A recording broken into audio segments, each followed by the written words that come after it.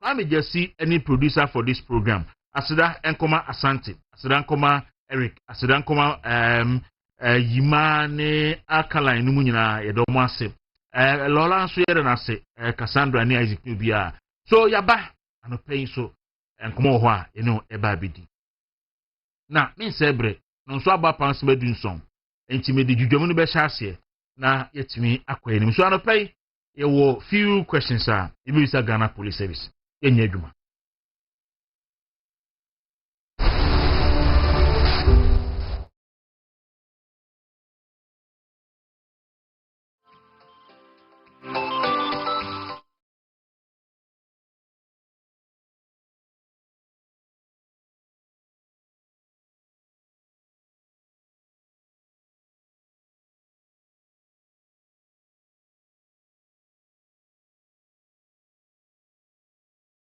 God na sarbidi akunda sebre ejidwa menanum so akan ho na yetimi akoyenim.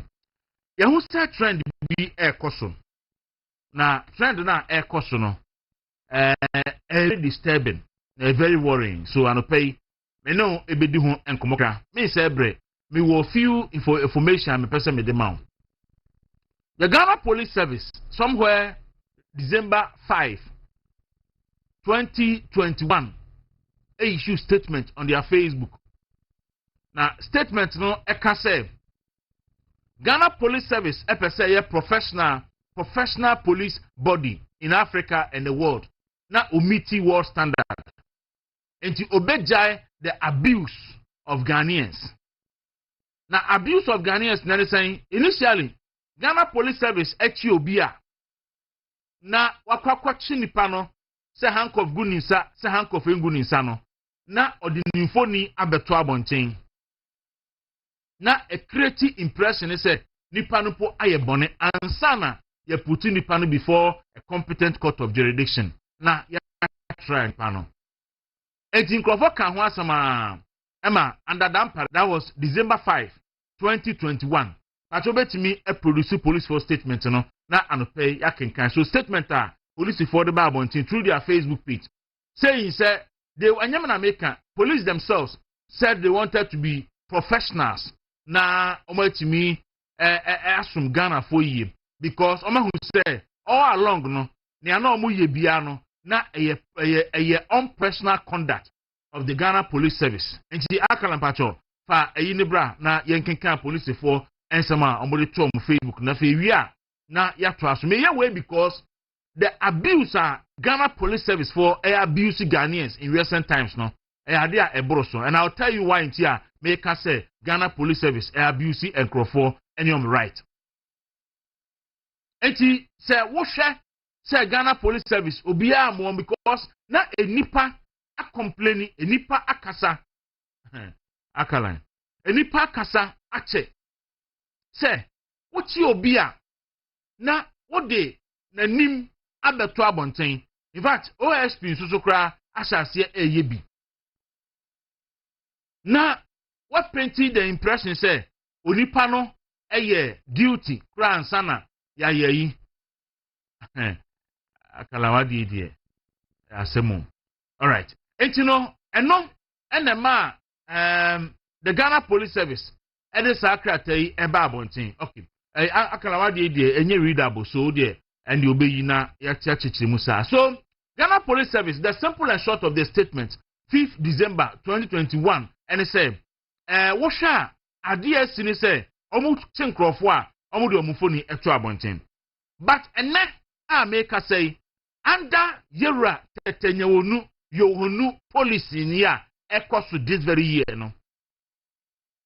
Sa unprofessional behavior of the Ghana Police Service no taking a different trace.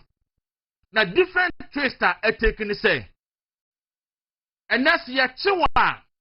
That's all your NPP near Mutie ni ya chiw now your NPP near say police for chow photo say crepa na oma release the photo no e dia ma enkrofo obehu no na NDC for share sa photo no hours later and sana police for aye official mark shot no akova ni penanim na omo de aba abonten. And me kase police for and they release it because the same photo.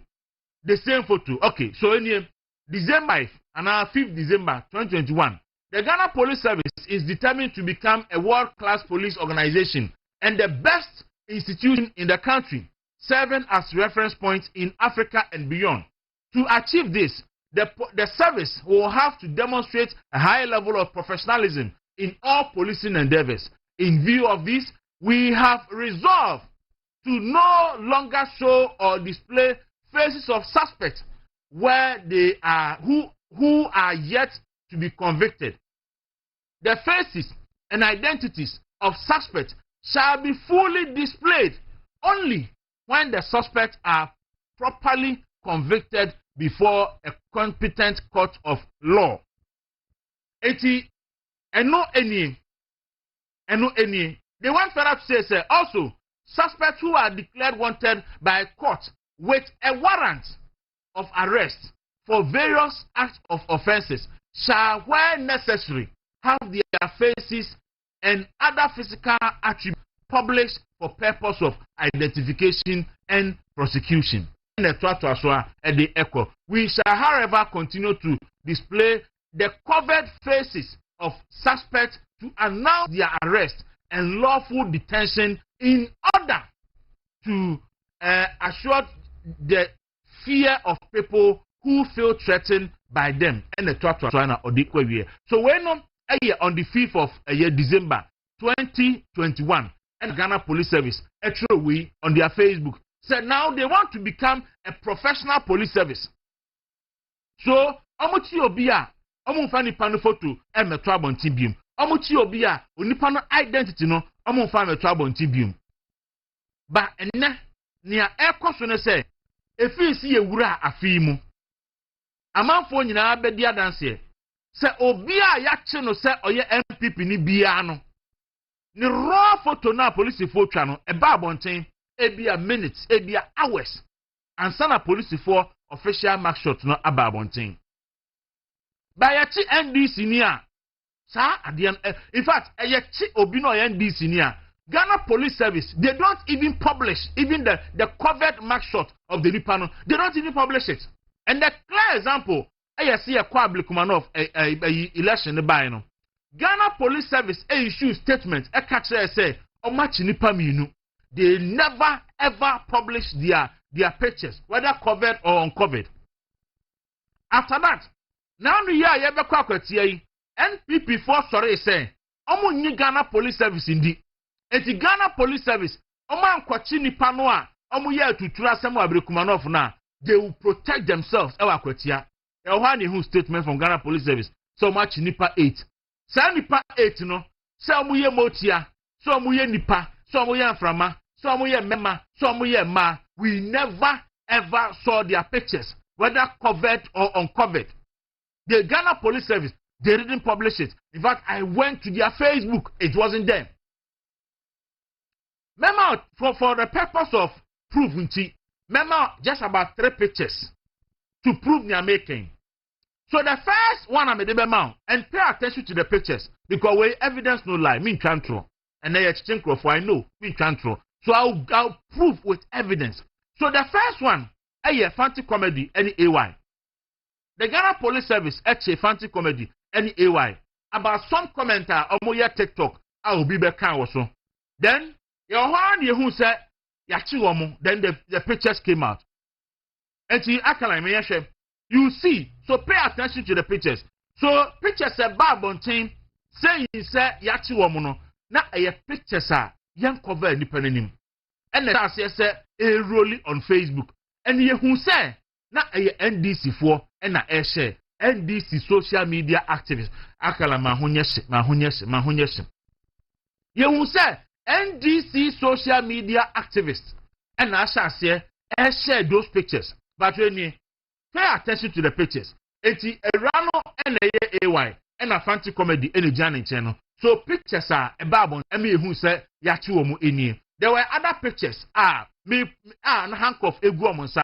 I'll come to that aspect, but I just want to prove, say, This is the pictures. I for police for official pictures from the Babon, so I don't show brand near chef. Now spot so who difference be a woman. So you see, say clearly Ghana Pol area. So the same place, the same picture. A Babon TNDC for say, few minutes or few hours as on a Ghana Police Service for a cover my name at Diaba. So where your photo Ghana Police Service official Facebook, you see it published there. But before says that photo we now the original photo, the raw no na Ababonten, the same photo. First say Obama, dear bra. Number 2, you see say Obama say in the first picture, say Obama Pokuase and the handcuff Eguni say. Check the picture ni yepa. Enya entwene wasia. Ube hu say esiho. Enti wey your picture NDC for circulate here on their social media. Announce to Ghana for nyina say Ghana for ya chi say Obama Pokuase o, ya chi say Obama Pokuase. Then few minutes or hours later, the Ghana Police Service official mark shot by. Pay attention to the pictures. Patrol the same picture. The same picture. The only difference I say we almost wait a nice buy the NDC for say no onipano etwa nine so the same picture, the same place. Why I know Jina. It's a picture no try no if you want source. There are numerous of pictures. The latest one, Kwame Bafo Abronye. Kwame Bafo Abronye. The first publication I hear was from Radio Gold. Radio Gold for any who said, Omadi can publish it first. Say a chick Kwame Bafo Abronye. A handcuff Eguninsa. I ain't cover the name. So any, wait me the Anamu Sakramani 2 nature. And almost I publish it and also a babon change. Say any Kwame Bafo Abronye. Any Amanda 2 nature Ukrano. A handcuff Eguninsa. Then hours, in fact, just about 6 hours ago, and I said 7 hours ago, she said, and I did the same. And Sana Ghana Police Service for Edium official picture Yakoba Kwamba for Abronye Enimdiaba. Me patcho into 2 pictures no enim. So the question I hear bisa Ghana Police Service for first one say some trap pictures ni here. If almost say almost person who judge the abuse of individuals' right. Now almost professional in their dealings there. So almost suspect in the back no mu tram picture ni here. Why they releasing pictures ne mano? Emma the Babontain and son of the official mark shot number Bontain. Eh, why? Adentina, Yachi NPP Nidia. Both mark shots no, any raw footage no, a Babontain, Yachi NDC Nidia, Ni me Nuna, and Mabontain, Adentia Ghana Police Service. The second one, another abuse, I don't know, I stand to be corrected on this, but many police form pennyphobia Casomena for almost say. The police standard operating procedure no enim say what to say frere Kwame Bafo Abronye say Ghana Police Service CID 4 here na Kwame Bafo Abronye etunika adi no lawyer atenam no ma ba CID headquarters omo ba wie na atro manum asem wie a wo say wo ya under arrest no wa side the handcuff Eguninsa. So Obama Pokuase na yasa the handcuff Eguninsa. Eti menya police ni menya police adwumada. But me person me who say at what point and na police for chi obi a ye the handcuff Eguninsa. The education amagene kire e kire say ye chi hardened criminals. Any omo a ye fo some bedwane and ye the handcuff egu omonsa. Ejadentina suspecta onwa simu pam. No about police for say police for mosemo peme entimi nie maba. Na ye the handcuff a good suspect nsa. Ye wia na ye twa pictures na ye circulate widely on social media. What is the implication of such pictures no ye a circulating no? Ebesi ehu from Ghana Police Service. Because so nipa no ho na so no atu ana mobile dia adenti necessary ye sade handcuff Eguninsa na ye twa infoni na ye circulating infoni no social media so without taking into consideration the consequences, because once onipa no ye accusing no enche say or you guilty. the person can only be proven guilty by a competent court of jurisdiction. Enti se uya ni se wie na se bia business bia oye ana se bia oye no ugu ni hu fi na nti sa business no efiri ni nsa the contract be efiri ni nsa na o lose respect in the eyes of Ghanaians wie na the court na odibi mu a. Will the Ghana Police Service compensate those individuals for the harm done them? What will be the remedies in law for that harm no a makosi individual no? Enipa no a omo aba e omo voluntarily omo ade omo ba no a mo de handcuff egu omo nsa no. Madwene the consequences ho. Any pictures na circulate no madwene ho ana. Adenti ene ye chi MPP ni dia ye de handcuff egu ni nsa na eba abonten na ye chi NDC ni dia handcuff na bi ngu ni nsa. Honorable IGP kanokura wo Nyankopon anim. I'm not here to justify ne abronye akafa ahubia. Woni nasem. Ba kanokura wo Nyankopon anim se Kwame baafo abronye eye me Dawuro meti hayi anase ye MPP ni bia no perfi ba omia so ekosi the least personal police station. Ene ko gina akwatia threaten say obeku afanyoma aken obeku nanabi ni wakwa no dompra anka ba now onam ho edidi no ma na IGP kanokura wo Nyankopon anim say if eye MPP ni bia wasasi so anase ene presenter a oye adwuma MPP affiliated station say wuntumi say Oman FM say NAF radio anase any other station ene ko gina kwatia threaten say obetu afanyuma aken a anka obeku no ame by election ni kromu a Mr. IGP anka sa nipa no sabri anka ogusu na mfiri ana. Justice must be done and it must be seen to be done. So we say what the fairness eye adwuma what the Ghana mre eye adwuma dia na ye nyina hu men from awiam mum na from na Ghana fo nyina hu say ampa justice is being done. So wa anya ne sa na se na obi ya NDC ni a emra enyino wo ya MPP ni dia na emra du o ya chi NDC ni a ni fo ni ma bonten ya chi MPP ni a na ni fo ni aba bonten a Ghana fo nyina ahwe o Ghana fo nyina ahwe na we so a sign of injustice because a big be atwam na nsan ya no na nya sa na tie edien na asesa ene Mr. IGP edien na asesa ene mo na mo ka kire yen 2021 statement amodi to Facebook no na kenkai da mamo some person mo professionals in your policing. What has changed? A question no pe mi bisa na ebehwe efi yakwa homa so se ebedi nkomo ewi a ebebi ahoma no na nso aba mbi midi ede Kwaku Dawuro we edwam on movement in the morning.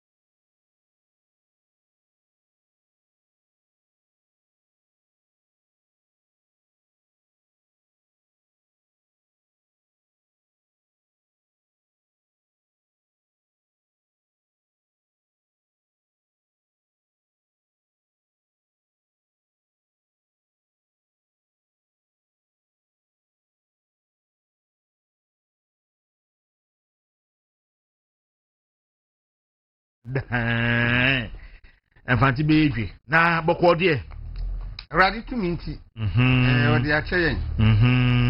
Ade ache na se adadom no bi so a. Na ade aseda ma twere ampo Nyankopɔn. Na wotumi sɔre nso ya bonten a. Ono so no ade nyame ase fi se nye nipa nyina na tumi pie. Yes. Nye nipa nyina na tumi pie. Ya semu. Na de en de adwuma nye ma ye momona. Because and you be na obi ana ho so na bi ana ho so de na ekosu wa na ho so a de na bi agura koka no on fa ne phone nyina ntoto silence asa na wa betena se na o de make no ma ninti on fa ne phone into silence na onye yi obi ha se wo zo nti we no ene what kan yima mesra wadaro maja yima hwe yi so na yenye ejisi ana cancel nyakwan akọ na okay odi mate nti jaso mami kodin komoti awa na me ba na yedi enkomo lawyer Eric private legal practitioner. Counsel, good morning. Na ade mo counsel ba to me kan Debbie, say, me moment on can't end my shena, mean sign and ye say, met on can. It's a better try na ya connected back with lawyer Eric Dawuro and pay. That's what I mean. Meton can also I feed them a tone capa. You and pay whatever ye bound chair, you should see me, you know. Somewhere December 2021, that's 5th December. And a Ghana Police Service for catch you to see I don't person we professional police officers.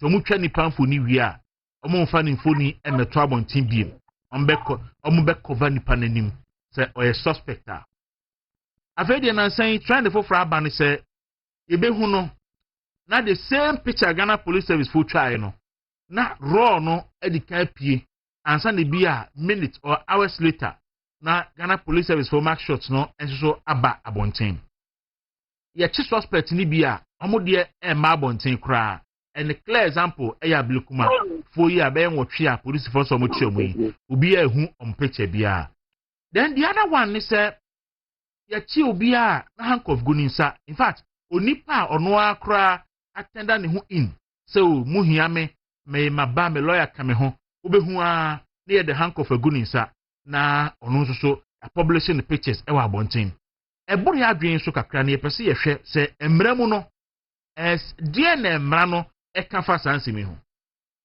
we dem that me cha no wati fo na consent na wa raise na me bono sofa na sene ukaye no Ghana mra no bia regulate what we call it how police should handle what we call it suspect in terms of arrest. Say, yechiwa, yemfa handcuff ngusa, and yemfa handcuff ngusa, or pictures, Mr. Mano. You need definite laws, except yechiwa, yemfa handcuff ngusa, and yemfa handcuff ngusa. But you see, when you're kind, handcuff na abano, and at the handcuff na ohono. That handcuff, there's a reason behind the handcuff. One, say, ukochi ubi, now when you say the panel, there is a arrest. The police officers must go with a handcuff. The show me who said, "Yamfa handcuff on going, sir, or resist arrest." We have to handcuff you because the handcuff, no, Emma, the police service, no, and as the police officers, no, in your to me a bundle, they will adding a court. Then at the end of the day, no, influence them. But in situations where the individual submit themselves to the police CID, not for engagement, you don't have to handcuff the person. That issue about handcuff, Ghanaians have a certain perception about handcuff. Once you are handcuffed, there's a general perception that you have violated a law and that you are a criminal. So I say, so if you now the handcuff good fine, you may handcuff the person. But the issue of coming out with the person's picture, what is the intention behind coming out with the person's picture? Because people must look out for the intention behind the reason why you are doing something. For instance, Ghana, you know, the handcuff goons are. It is for the police to ensure that we to custody and as a move from them. Oh, when you were giving an explanation, when you gave an example, you actually gave an example in respect of the fact that the police service early this year actually came out with a directive say now the issue of max shot and Neman, they will want to abstain. One would have thought to say police before ever assurance, they will have followed and carried out the assurance. But in this instance, they are doing otherwise. The Oko organization, there was standard operating procedure. Oko hospital, there was standard operating procedure. I work hospital. In the Ghana Police Service, if they have standard operating procedure, that standard operating procedure regulates some of these things. And yet, say, Act of Parliament. What I say. But police before it was to me say also with me then enact standard operating procedure. I bet guided police for in investigation and arrest. What I say. Because the reason why you arrest is to ensure that the person will be there for investigation. But Ocean and say mark short eba you're publishing it in a now but advanced countries it depends on the nature of the offense. And even most of those countries, no, they do this after you have gone through the full trial and the court has pronounced you guilty. Because you're Ghana, and there was an issue which involved what we call it cocaine and others emanated from Western region. This is Robert Agomils Robertson versus the Republic. One of the judges had a cause to run, and the reason why the judge wanted was that one. The reason why we punish the person is to ensure that the public could be deterred from some of these offenses. But the court held said, for you to ensure the deterrence, you can put the person's image there. You can even publish the person's, what they call it, image. Because when you publish the person's image, the public becomes aware of the fact that this individual committed this offense, and as a result of the commission of the offense, he stood and then the court actually has convicted him, and he has been sentenced. Then the end of the day, or Kwaku di boni, they will say no. As soon as the police have boni, yet say no. The new could random the prosecutor, and then the pictures but cool about him and the new way they in no, I will not go and commit such an offense. But in this case, I will say Nipano, young fan could random compono, they didn't come on the social media. What do you say? Because the police service has always been feeding in the mindset of Ghanaians, because there's a certain perception. That perception is that once you are arrested and then the police post your pictures on social media with handcuffs, it means you are a criminal.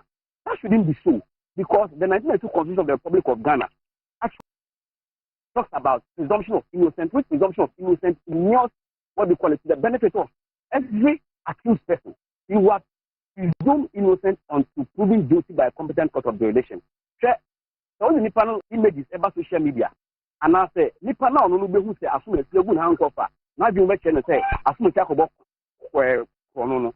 Say you don't call to put number no ka say adance here police before the buy and as adance here prosecutors they buy no. A moon meaning so be a threat of boss akonona. So Nipano when it comes from an opinion about you because who say it's a good handcuff. That person may not have the benefit, what I say, of also reconsidering his thoughts on the fact, say, that Nipano didn't buy one thing, say, Waku, we are, didn't picture about one thing, you didn't handcuff. The court has actually acquitted and discharged him. It's where Nipano could mercy. In the minds of the ordinary Ghanaian, Nipano were comfort before it was in the court. And see, if the police service has stands now, so only standard operating procedure about regulating some of these things immediately. They must get a standard operating procedure. They must adhere to the standard operating procedure. They must be professional. They must not act maliciously. They must not act in a manner that would jeopardize what they call it, the liberty, what they call it, the fundamental human rights of every individual who is on record is alleged to have committed an offense against the state.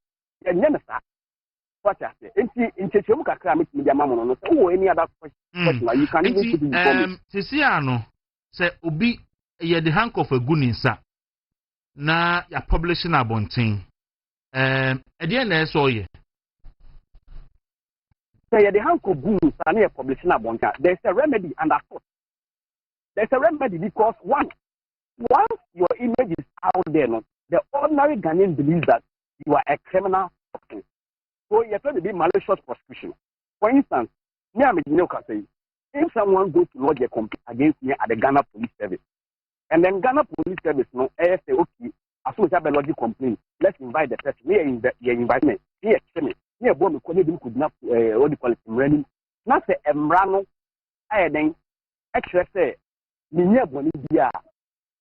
person can have an action against the police service that can actually sue the Ghana Police Service for malicious prosecution. What I said.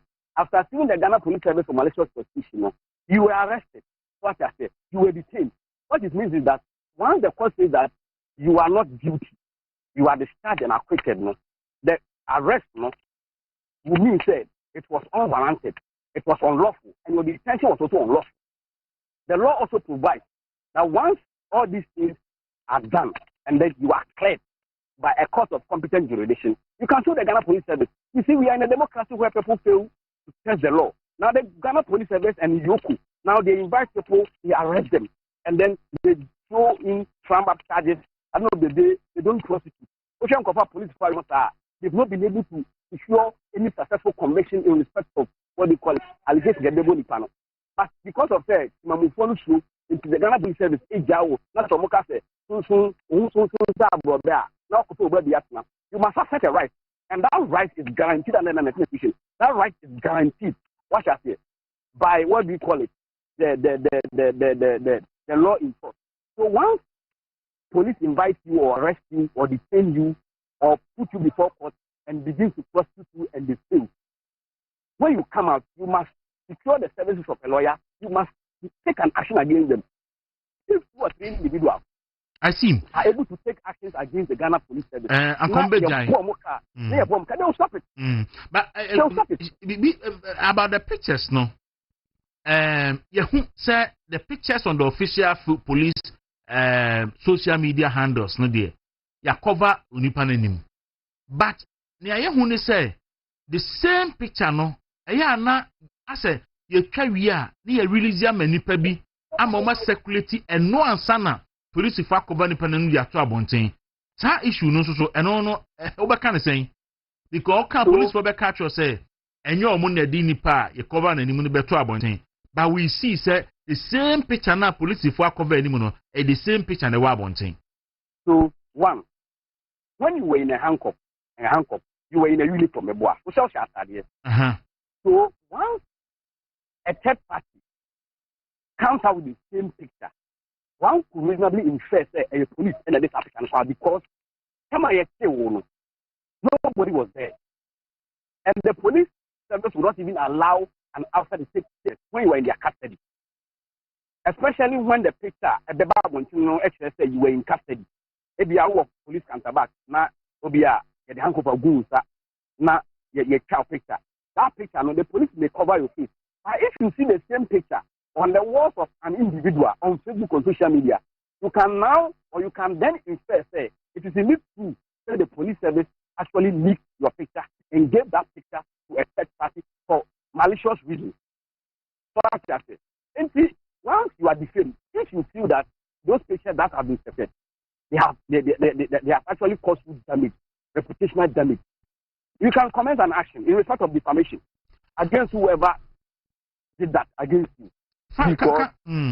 Council finally, meaning saying they would record to them one now. Wajibre Sonny Becca saying the other aspect, and says one will come as and say justice must not only be done, but must also seem to be done. I feel Ramui Yachi NDC for suspected NDC phobia. Yetesi Yatiomo. Yeah, who pictures be abonting, not even the covered pictures. But anytime I bet you MPP Nibiano, you see their pictures all over. And Kwaku say a selective a year NDC for no a year, a Ghana Police Service for year MPP for. Oh, yes. We know and you quoted a fundamental principle of law that justice must not only be seen to be done, but manifestly be seen to be done. This decision actually emanated from what we call it, a certain case, R versus Sex Justice, S. Party McCarthy. What you are saying, actually confirms the notion out there that the police is engaged in selective justice. And when the police begins to, what we call it, engage in selective justice, it is a danger. And the one reason why, and now come a Facebook page, mature, you see, the Ghana Police Service has become so dangerous that if you are not careful, that democracy, now the Friday, who say a democracy, a rich, no, they are going to undermine our democracy. And the police service has become so dangerous. They are not very careful. Why democracy, no? I didn't make us. Yes, Ghana, and not so far so a you are by election. In front of police officers, now ordinance or who would be assault and battery. Why? Police didn't do anything. He went ahead to threaten says to commit for minority with the honorable Alexander Fenyomakina and there will be by election. What means is that he threatened to come to the police service never invited him. The police service never invited him, let alone arrest. So it tells you say Ghana under John Mahama has been reduced to a mere banana republic. And Timamufono, me no me here sorry. Now you catch a buying say buying a choir of us the police service for influence with Timamufono, and yet because justice here, everybody is equal before the law. So if somebody also falls foul with the law and he's MDC, you must deal with the person. You must not engage in selective justice. Into the current police service and that what do you call it, Papa Johonu must up his game because I have appended to the NDC and it's only controlling to the whims and caprices of the what do you call it, of the ruling government. I have they set a very bad precedent because today power is always like an ice block. It melts in the only power and then I was say what the best is to opponent that power will change and one day you will go through the same ordeal and you want somebody to come and speak for you and nobody will speak for you. So what the Ghana Police Service is doing is dangerous to our constitutional democracy. All right, Council, Mamina was no pay na kwa ye wadwuma bibia ni a mesanu abedin komobi. Medas na menka ho. All right, abusia lawyer Eric Dauda, a private legal practitioner na anopay ono ye din komo e de kanea ato yudemu no so e de amaye da sebre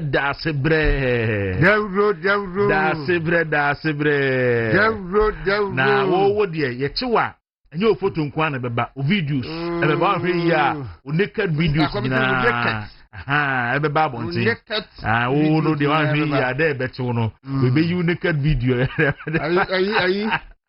ayi Esi ba afofura so bi ense condom akọ so bi me ma semi de na mbi na so na munyina no na wa shede da shede ko ma eye komode no so ma se condom da ntini ma boa me ho na mbi no yehu ntino ha dwene o ya enyenso asema wo de ba yo no ha dwene ense na na Ghana fo dodo na adwen ko so ya enye wa bie nipa nya mo mahunu se de niam asi koso wi ase e wo Ghana na de se IGP ni police for ehuni se tumi na me afa ma baako ene dampare wowai dampare owai se na dampare e wo ha no yi ne ye ka se dia na ntwe podua anka ne fam no enka konfo nsem ye bu sa bel na nkrofo ene dampare nko fie dampare wai di obaye ye nyina chi no ene okọ enti Mr.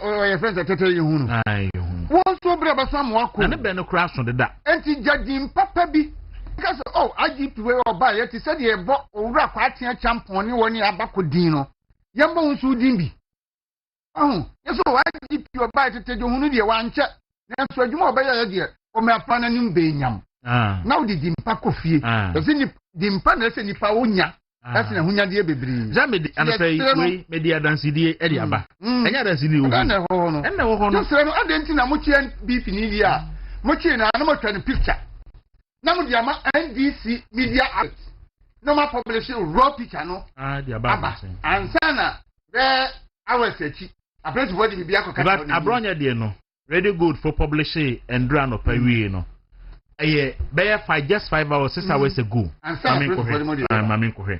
Ansana police for officially no de yi eba se o mache abronye mami ko na me na mo kuche ndisi ni dia bibia ma ya ntehwe ahanchon problem abon 9 hours ago o mas the year adwuma 9 hours se on bebre na ju de sum the sum no publish say o mache abronye o de sum ai mo che na ndra no pa ready good for picture na me de to so no publishing and run opa na just be and I do be 11 and son almost say ba police for the way be 11 okay ba nti mo yesa ha gene ana police for no so a mo yesa no mo twa picture no wi a na mo de ama say nya GP le ko twae police for na ziadi for na issue case na ba mo ni mu a mo na mo ye mo hwehwe mo twa picture na de ama GP for media houses ne outlets na wie na nsana mo abaye de sesam ye no mo hwe ni ye se wiase dia dan ya bredi dan ya dan na de wo ye ni na fi se na de wanya tumi wa ba ne wo ho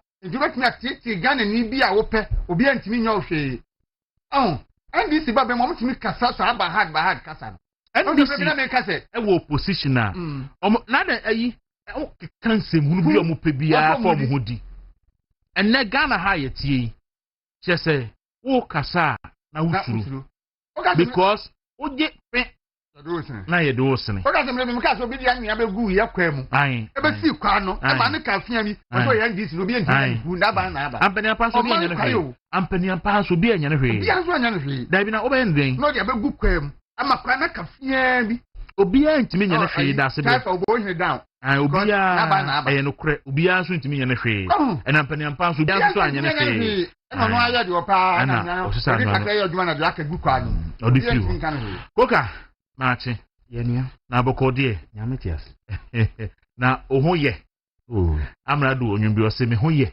akra yi anyame adom so ye na wo de ya na nkrofo suruma wo nkrofo anom nu se ba na akra ka ya che odo so da ngwango omo kaza minimzi ya che 3 omo anom se be che no minimzi ya che 3 so fa ya chi mu 3 na force BP nye abrabo no nyangupo ni consultant no David on kaza o meraso a o meraso direnso I see o se nyum bisu o se mensu mami o musuma mo ho Jerusalem mabia musuma mo ho ne mo ma okay koka follow from Jujum asema o kan ne no ama madwene ababi bi so se eya yen kan hu se power wo hoi e wo nsema enye wo dia o I think me hu post bi ana se lecture bi o document bi a ase ne allege se dampare ko ekran OSP e hwehwe ni no memu sa me hu sa document and I just want to dynamic as is alleged say mo hwehwe no tu wo hu do ye ma police ni nya wo hu interface ni bibi o ye ni nya na onti rabu yimano o chire wadukrum o sisi o ye MPP ni bia obeda asha atade ansa na wada because e ba metu da sum wa ya ne do ho kwatre kwa na akọ enye lupo ne beka ahye wo bro nya atare ye ni ka o picture na tu ko da bia o de share bi na yuti obeda isi o ye MPP ni dress to sleep especially yan e kasa e wo communicators so na de ona mo ati very important announcement o box atwatia enshedi yes no because da ye betu akọ police say so e do kwa you who na car box and kwa nti so box atwate o singlet atete na sha tade asin tufu so bi ehun a da ye betu no ni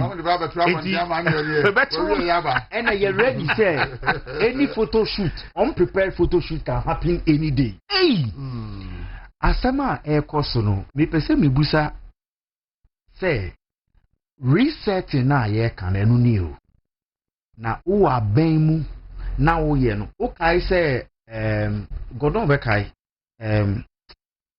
ayawa so wogon say police penyin no di achie no say na yesi no di police headquarters akone aba say Ghana for able to me in a different government no aka say impenimfo etena ase saa no ma we nyina aka aye no petition ko na yen from no mu be yi nsa no say nia no ma bi ko ano no a book or mutual since in a book no near the bay said. So what you be a you see UN conventions, you were ISO standards, iOS, yes, sorry, iOS standards, ISO standards, ye dear normal. I know been here you soon. Police standards now, ye pushing and I said the reset standards on the use, not the standards now as a police will use. Yen she no mana ye need you say because I need to please my employers. I'll be inhumane to human beings. Send a bear dear me penmenya. Na unya via na kusi. Naka abronye ke treason ye che ne dia ka enyo. Because BBS biano si ebe obebe fi. Si ebe jano. Se mufu se munu ansama I feel say the civil part no ade na mon court. Omo kan culture of silence asem na no mo way. Ye mayete ase se kufu na kufu ado mre so nkofo kan no mefa omo hudi yo. Nkofo kasa ye no ma. The real culture of silence no na aba. Kufu ado mre so niema nkofo ka fo omo hudi ye no me dohero se ene o ka bia ebe do be firing squad. Ene untumi nkasa. Umfama kwa unhome kwa no obi nya ekra ka ese otuafo. The police that is supposed to bring sanity enye ankofo kwatu hwentru sema ekoso wo north ne sa no man. The police has not made any arrest. Chieftaincy issues ne sa no man yenye arrest yemfa calm on my by baby a peace and order no one ho na ewo epe nkrofo akopa tantokwa ewo bigiri ene boko no na police phone na mo sisa bofi ye pa abronye because abronye akasetia IGP ye penkrofo akọ galamsey sites. Wow. Ye forest ena nkrofo remu no that one we don't have the men but I have men for social media, any communicators, any sanomano. Yen defining the reset in EU. The things we do today will come back to haunt us. Uye kaisa woma ewe busiemu. Busasi adena odi yo binu. Na oko retirement book ni efreo. Ebe jina ni eyi wo hu do handcuffs. Senya uye obi na ebe ya ude. Sa oba na unia ni eye ni de oye na ebe ya ude. Emra wo ho. Laws ni bebre wo ho. Hey, yenhwe bibi here o. You. All right, go on Martin. Ye da menia. Boko die. The fabric. I want to kakaka. Ebefa. Fallout from Jujum. Kwaku. We are living dangerously once again. Mekuta bako police for among Facebook, official Facebook page. Yako ayawaso Westward, Missing Westward. Ayawaso, no, Ablekumanov by election. In 11 July 2025. And now, and confidence in whom ever.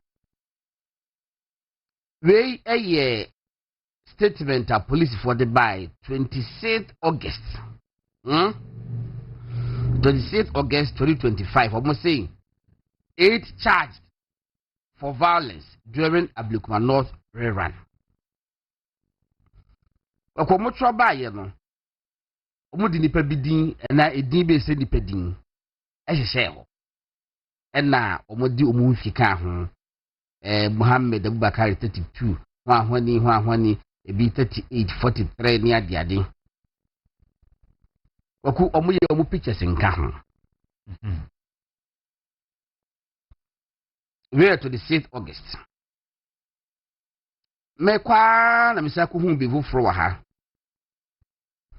court finds 8 persons for Ablekuma North rerun where 29th August. Kwaku, once again, omu pictures enka ho. Okay. Where you prove I'm guilty. If I they pleaded guilty in court. And per Ghana Police Service, no, omo can say Imam Pacho betime de omo statement am publish here earlier by on the 1st of December 2021 no. Omo can say the only time am be publishing the pictures of a nipa no when the person has been convicted. Okay. And you know, if the first statement no more suspect and no crime na say come cover omo nim no mo publish it omanye. The second statement no na convict omo. But So sadly na see a publish omo nim without any The faces and identities of suspects shall be fully displayed only when the suspects are properly convicted before a competent court of law. Okay. Haramuda ya juma wa ha. Ewo 6th September 2025. Conviction of 3 Nigerian nationals for vehicle theft offenses in Kumasi. And the mode unpublish omo. Unpublish omo nima. Oma fa obeta ye free so. Oma fa bibia ankata omo nim. Was we na court no a convict omo. Okay. Kwaku enipa nwotwe na plead guilty. Ya court a convict omo. Omo mfoni ni wani. Abere omo ye suspect no mfoni ama. Omo ye suspect mfoni na ama. Ani e convict omo mfoni ama. Mfoni na ama. Ntia wani. Selective justice. Enti Kwaku e wo henfa. Principles no way. Dear a hardwing any so Obama Pokuasi any Achimkwa any fancy comedy. Say Yachi woman na police penny office and Mujina civilian being one mucha picture. Oh, yeah, the guy said, now for a goon, you would say, you trap pictures no. Na pictures na time free police for official camera so akọ NDC social media team ho amomode original picture no ato abonti omo to abonti hours later and said the police for na gasa de bibia cover the nim e de no be to abonti Kwaku we say be producer obi ko ka che say hypocrisy wo mu a yetimeji no. I don't know no be di nkomo fa abronye die no. Me ade a mempe ene didi atem. Enye. But court Ghana mrani mu say edipetim didi atem. Ghana mrani mu say edipetim bokro no, edipetim pra wo bi. Ene nti ne wo offenses. Ene wo civil offenses. Kwaku enra empenifo a call police headquarters CID tempo a ye bokere wo mo eni se abronye edidi IGP atem ba kon was suwe mintimi kana bontin ana ba kon so do say ese wa ye dwiri ma sesen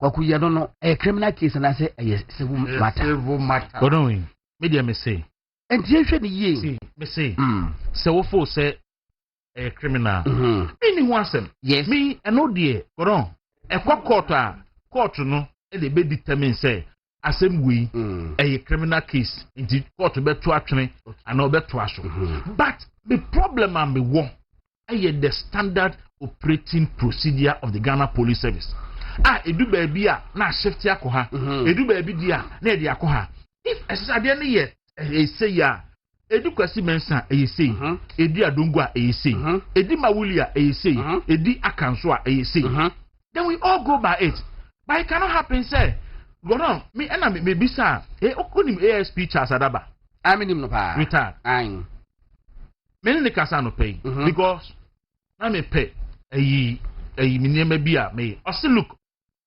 police adwuma no handcuff we gu nsa is a hardened criminals any obia ye what substantive to show say ubegane and send the handcuff to nsa na we invite you obi na nipa na eba no kura ne lawyer no ne lawyer better wanim na was it we under arrest now the handcuff gu nsa na od na gina ho na we try picture you check na you try picture na ya publish wa abontin what is that a friend say that mkwa wura courtroom. Even in the courtroom, he was still in handcuffs. Emma, me hear the picture no na who the original picture until I mentioned it. The same thing was done to him. Mr. The courtroom. Emma, if first of all, even in courtroom. Yeah, that's good inside. I keep your president Zugu. Oh, eti. Okumeno ya was standing procedure no. But there's another leg to it to say, Adia, a yes civil matter. Who criminalize the same power? Nay, abuse of power. Abuse of power. So be the IGP at Temua. Obi the IGP at Temua. IGP was right, every right to say we see in the back. Yeah.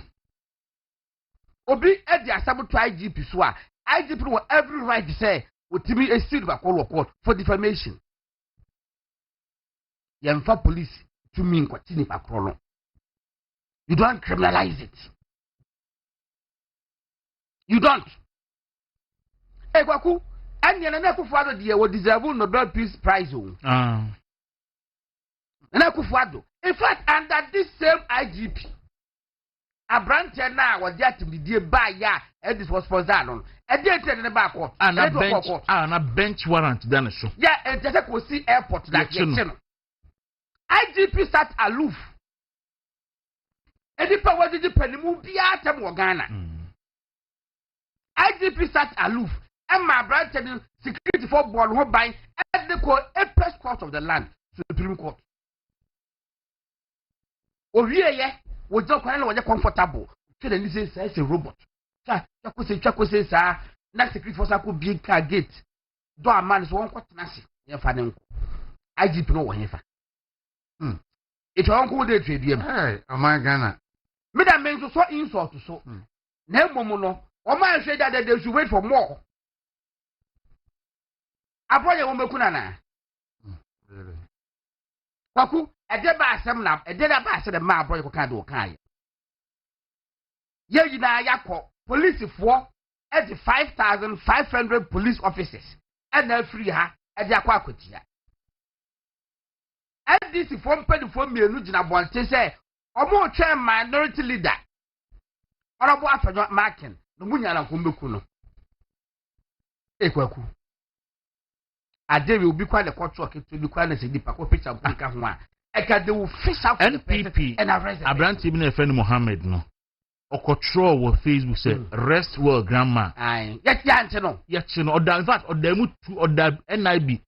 The third day, and son of John Boardinum, he didn't check a coach. Was it rest well? Rest well, grandma. Wakaso bekuno. There be wakaso rest well. Wakaso kwade dano. There be wakaso kwade siye. No, but grandma no. Kind a relative. I say rest well, grandma. Yakwache no. Yakwache no. You see, etibuye say ya. Na emye hu say ebia agit wo ne wo ho. Because Kwaku police for minimum wo Ghana, they are very professional. Some person body standard ni adwuma dia. Ekese kama change this for bebre so agumo. Yeah. But yalo yankasa mo nkwacho munte monchi. But the ese mo nkwacho omo ayi for man be nu ya nhyai so for me ya. E kwacho ba kwaku de ba sala mo kan. E why betina ha not me say difa so we ya. Ya yira. Wasi ya che no. Ade a wo de che no. Voice de nyo no a nye ba kwa no voice no no a. Wasi kwa me ya gbani wo de temi twimpo. Eja papa saa. Twi dipa ba kwa kasa twi no. O ka twi kronkron. So still money dembe for this. When you knew said you want one, when the so-called evidence that you had against it was proved you said and you want one, still you kept it behind bars. And you think you deserve your flowers. You got to rose flowers and that's hibiscus flowers. Never met you. You won't get it like that. Say, and now brother say, what's the more penny palm yansa and a cool woman. And now he went overboard with me. That is how I saw it. But you look at Ghana. Processes ever hold. As someone a brown car, no. Me busa IGP, busa legal department or Ghana police. A criminal is a civil matter. Yen ye Ghana, me see any majority shareholders. Our my Ghana. But what ye can now. MPP for any castle radio, so TV, so your social media, TikTok, Instagram, Facebook. You who say, I am a bot. I am a bot. I dek it to be a becabia, and you will be then and this in the piano. From Yacho. It's Yensha Casani. Yeshana Mutu. However, a million through. Yakasaku could roam who evidence now can. Me mate, Minister B, but Bisham, Minya evidence of Abeka. But Miss America. No more did. Say, and all of a sudden, see what you need, mammy and son. Young minister, what you need, mammy and self is called Mukum. Adomako GIS. Oh, now no paper be published here. And if you had the back admission fee $6,000 and Grammy and $18,000. I don't know. I mean, can't see me so. Yes. That's not Egypt. The Bernard Egypt for hosting a Cup of Nations. I said, very 2019. And now, your reporters me no echo Cup of Nations by Enya Bashimba could be. Now, buy no. Almost you, man, but no more die by a mempo. Why, who said back home? I shall say, or cotton puff fro, or two foam fufro, or TV cassette, or two TV flash screen about that home. I feel a painting them. I feel a son and pub one and tidy in any idea as a son. Nothing for a fair share of I say, wrong. Eventually, for vanishing. There's a quarrel. I hate it. I you know, only Padu Hono Moagodon. I hate it. Untimi manage that I Untimi manage. Enti who get they say ya pa. Obia Nanche Nasi saying, Waba, if we are Homaso, no humpo, baby, dear, no phone crank and phone crank for. I feel Waba near big gate man. So, but you say, no, where you say, and not go on. And Basto to me, dear, pass every I feel who started to say, or for money, man, you know, I said, I bet they won't quite diary and only a day. Ain't he got away? And how you? But I catch you say, Nipa me in the Buha. And she's for some reasons, ain't he? Miss me more, Mudi. On my share, say what about women. A bet so, grand share, say, boom. Oh, sorry, may say, watch out. Any pammy, you know. On my share, say, no, my name, go, say, what do my hammer, Baymono. A bear loud pa. They say, oh, self, for Ramponsa. Or such I know so some bad circle anymore. On your head, can see a pa back on Alewa. And I said, the announcement. So I say, I did not be say. If it's I don't know, when you be a hit, come on, it won't do it. Go on, I got the account. I got the account. Only I said, of course, so. In fact, 1 year, over the minister says, so my last, I said, sample copeno, dear Yamu. And penny for me from some MPP for. I'm a quarter France and also. And I almost can't send who every good MPP home. Now, I just a penny more. When you yam, what school, what about Braco do baby? Now, fair your party no, now to your party, but offer home party member no. And there, what do you want about your Mahama? And you're right, you know. Now, what's I can't send whom if a party no, tear there, or I'll come in kind. MPP left in the gutter. System ministers, clean record. You know what kind of what video no? Eh, Juana. Some people when I publish it, maybe go to know. The Hawk or say, okay, the veteran economist and one of the founding members of the New Patriotic Party has delivered a stinging critique of his party's record in government, while praising President John Dramani Mahama's administration for what he described as lean, scandal-free, and effective governance. Mr. Pianim is reported to have said he had been struck by the efficiency with which the Mahama-led government has managed the economy with a limited ministerial team. If someone had told me 8 years ago that Ghana could be governed this effectively with just system ministers, not a single scandal in 8 months, and an economy managed so productively and prudently without a superfluous economic management team. Without a superfluous economic management team and digital head. Man, what kind of awesome? Man, come in penny can awesome. Never we are did nothing. You. Papa penny. I would never have believed it, he said. He added, this is yet another clear reason why the MPP is destined to remain in opposition for the next 12 years. Oh, my, Kwame Pin, Papa Kwame Pin. Yeah, the hawk. Oh, hawk. And the picture, and where to your Mahaman and them. Picture no child on your Mahaman. Oh, okay. I'm penning for your slammer. I'm just a crano. Yet you will be a friend who will come in Pianima. No young people near my tinka. Now, send away your party, no. Now, open the heavy, obey you copy, sir, Yamaba to suffer a while. A moo MP who fit. Yes, sir, we are Papa Penny. Wabo Braco and him. Oh, mouth, a sure mamma so a common. But a medin party, not a bobia putia. Says superfluous economic management team with a digital head. Oh, Mamma, you. Papa, come in, yes, slow. How do you know? Say no crest why out. Bompire saying I'm so far born in show. Why not? There's a higher movement in the morning, a war, movement TV, so no trade abo apaunsema adunu and 9. Na anopay Ghana 4 year catch them say in the coming days, you better caniem, you better nsum. ECG for some 225%. 225% increment. And now, Omuhiasi, a Jitumudia, the 1 kilowatt per hour, no, instead of say a ton 19 pesos and a beton 61.8 pesos. But I mean, say, yeah, a course I know Nana PRC for edge. It's a better near PRC from 19 a bedgy, yeah, to 61 to 61.8. And I know you 225 percentage increment.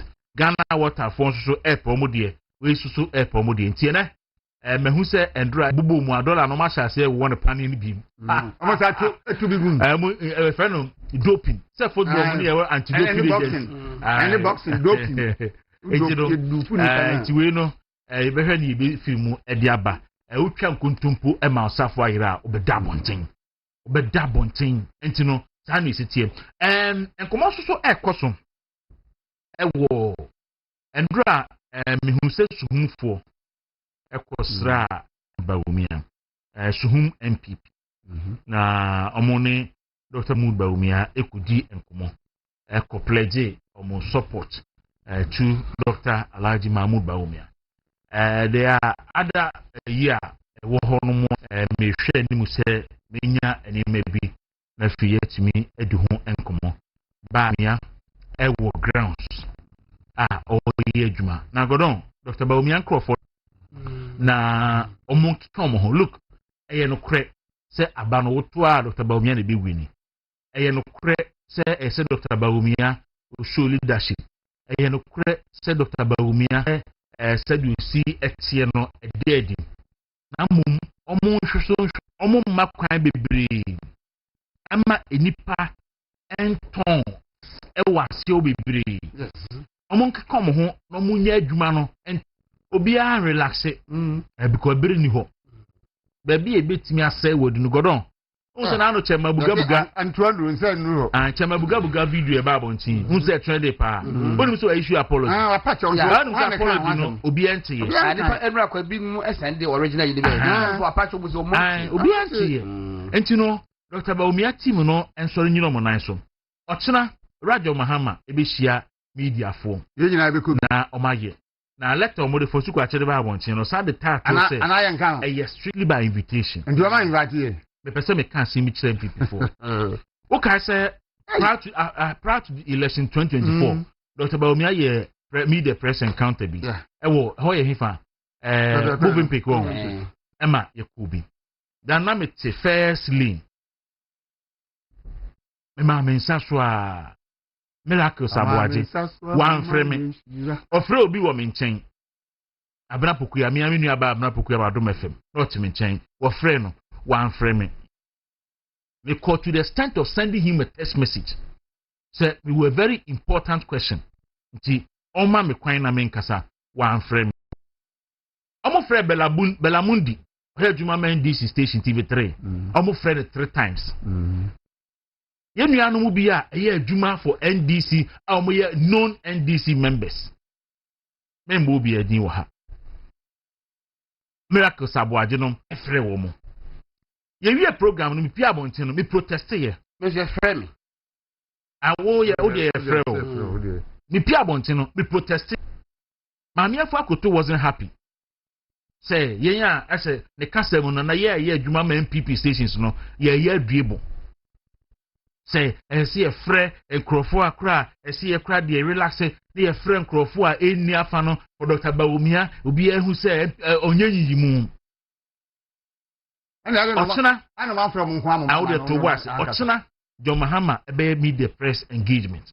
Na asema mbisa ma miefa kuto ne say before say Dr. Bawumia be ye ne de no na Mahama medical e bio ya mfrɛ me ya mfrɛ da asebre ya mfrɛ Gordon na Dr. Bawumia so a mete ya me ye adwuma ma no na wo ye bi na makobi na me so ma me mansa so a ya ma me nkasa Ochina John Mahama ebe media press ewo Jubilee House but actually say strictly my invitation Zaka invitation bi da gono Zaka wo de da bi enya metimi ahyembo se enya ade nso a wonsa so be be ka mo so ka say mamu choku ne mamu choku invitation e fa mamu ne me ka we because eto da bi ne ye kasa enya due ne eduebo because John Mahama eye ni media press yi so wan frɛ yen o da bi it's the Dr. Bawumia so ye ne de ne ye kobi na say ye san so say ye friend DC for no kasa na ye de ye trust no Dr. Bawumia enye ni mu a no na ase kyerɛ sen sa kasa no na ase kyerɛ sen sa na me kasa Bible say ebetumi a munye nipa nyina yie enkanka mu fiefo woni o me gidie ni fiefo Bible no a wono ye nyina di na tiri no no enti no na sa kasa no na ase kyerɛ sen enti no edra ye say ye be the press ne di mu no Dr. Bawumia be ye bia mekọ bia ya frɛ me no mekọ akọje mic ne by force na maybe some question some protest no pen 40 it imagine say going forward the say and the down there me am mekọ akọje mic ne by force bibi sa be bi ma na maybe some question Mark na makrado adu bebusa me say be dina na den say me down there ndi besi ani is for na on be program book ma na Jacobi omunu se bebusa question person be frame edu anu ma twafa mudu ba ko de hwana ko nyina ni mam se ne ma frame obi anso nkasa ha o ma ma nkasa obi ankasa na te to mini ye so me microphone ma na Kwaku na wo ka se bi se campaign e koso ni pe be ke kansem wa eni se Dr. Bawumia team no ye din ebi no kre I say, Yako conference, no MPP for National Delegates Conference. A surprise so that is because of conference. Conference, ABI and from because MPP for National Delegates Conference any airport. I will say, yet is car in Pedophobic. And sad, no, and pay. The video no crime asante but my requesting for information be me san kai ejina my din wo hono because na me wo me person ka ye whole session on saade no me nya no man and tell you so giant and because you hear information be oh say wo kan no dia meaning be a opese wo say obi ko jina ho a wo kan no wo kan no ne nkrofo bi ma we asmati ma we kan Dr. Bawumia man the biggest donor the impression say omo ne yi sika me dey promote Dr. Bawumia no my request for some information no from a very important person Dr. Bawumia camp me nim so hu ye dia and you offer information emra so that e betimi a deal with that issue no properly but ebinum me say over the years no all campaigns I'm a sponsor if see who contribution in the last campaign because we a patriot is just a year wo and son what contributing na make us what I say it will be say Brian Champon last election contribute here we declare an intention class be contest no edu Ramadan no osan contribute to Dr. Bawumia as Anyashwe no as the former vice president osan contribute to Dr. Bawumia enti onye se nyamedia emu bono you bet this information no ready ajuma ready ajuma adaba akongoro mi ntwa no me se na bo kan kudina be bi ka se o na be kriti nyuma papa na Dr. Bawumia ba no ko kriti adwuma wo se napko oba mo bia o wie school 700 o de ya dey ono ne driver kro man 5000 napko no a e baaye no ye be kwa ko information say asin central sabna Kennedy Japan ye MP no asin central na napko no bi ni ho na napko no bi ni asin central abra na Kennedy Japan ye MP because so wo ye MP na won pasua so enkrofo wie university no mu tifi o mu nya dwuma anye for so many years na wan pia wudi ye ni nyina no wan timi amoa saafo no amoma nya dwuma ye betu mo kai 1000 na obi aba because ukodi MP ansa na Dr. Bawumia be di vice president enti wan pia ukodi ye nyina wan timi amoa asin central for o ma wie university a wo mo adwane on employed graduate association no na omutena ho akosi se Dr. Bawumia baaye ena obe bie napko ema omu nso enya bi ko hyemu enya kakra bo sumi di twem ho na nne obepe blackberry dinti wosi Dr. Bawumia ko bie ko fa napko baaye bullshitter na pese o kire se ni tire ganafo enti se na unim bibi papa bi yema nkrofo mako university wo Asin Central ade na napko no ne wo bi wo Asin Central and never be a crosswa. I say, you're sitting in the camp. Because we want the entire honorable Kennedy Japan, Kwa, Kushia delegates. Not as one camp party, no. And I warn no more, and I warn no more, and I warn no more. But media, I take consolation from the fact, say, MPP for a Yansan for. Say the Kennedy Japan can say, Jimmy in Kwasia for an tisa, MPP for a Yansan for. Asem no mbete no maso benkumu be fe ni fa emuako the do say to abana they will do the needful almost say Dr. Bawumia ne ensa Dr. Bawumia kina e say se nipa no ba na o da dwempa na eba uhu e na dwempa no de ba ne kasa yi nedi that's where justice are in sign no ho 2 or 2 birthday no ya be nye birthday me kan interviews no wa kan e ho on kan kire me all right nti godon it's media I think say for the benefit of I don't know say whether we will have time to deal with the issue and answer a year. Oh, the same I was at the main casket. Yeah, you know. So you can fire. You be call. Okay. Hey, you see the bed you me who say Ima na me friend no say me friend. And from Prima, some the time go to kan. From I must say The time to kan. Akala so because the whole of you can na no odwuma oh ya koye say asem mo yes apa na koye say mo pese Mr. Sante dey obey enjoy the bia na pese mo kan team ho ese mo susu ma Mr. Sante onu susu enjoy bi enti mo me enkohwe honorable Kennedy akompreko Japan the video meaning baby o share as a delegate we na yenkohwe video we na emra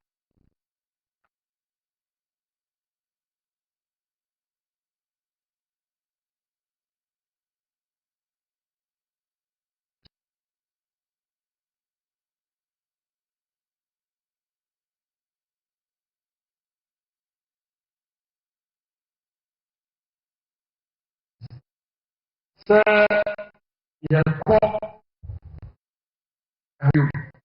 ntwan akɔyɛ na yɛtika 4 million brandeta so de 2 million ɛna nsuti a 500 nkaa yɛdeɛ nyinaa bɔ wɔde kɔyɛ wɔn conference sɛ yɛkasa ɛna deɛ nyapa wotua 4 million cedis bɛyɛ partyfoɔ baaba yɛkoraa no ɛwɔ yɛ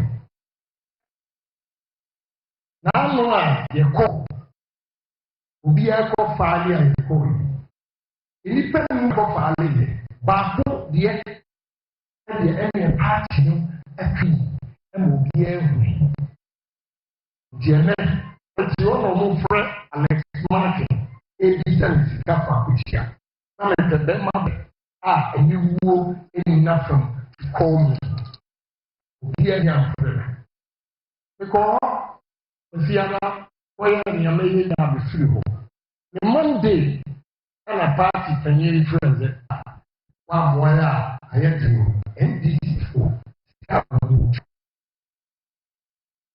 sika wɔn mu bia sika wɔn mu bia yɛwɔ party yɛgyina kɔ meeting sɛ ɛna deɛ Japan deɛ wɔma nyɛ sika wɔbɛyɛ nti from 2021 ɛba yɛ blɔko bibi a meyɛ bia until August 24 ɛna ɔka sɛ ne me sika akɛm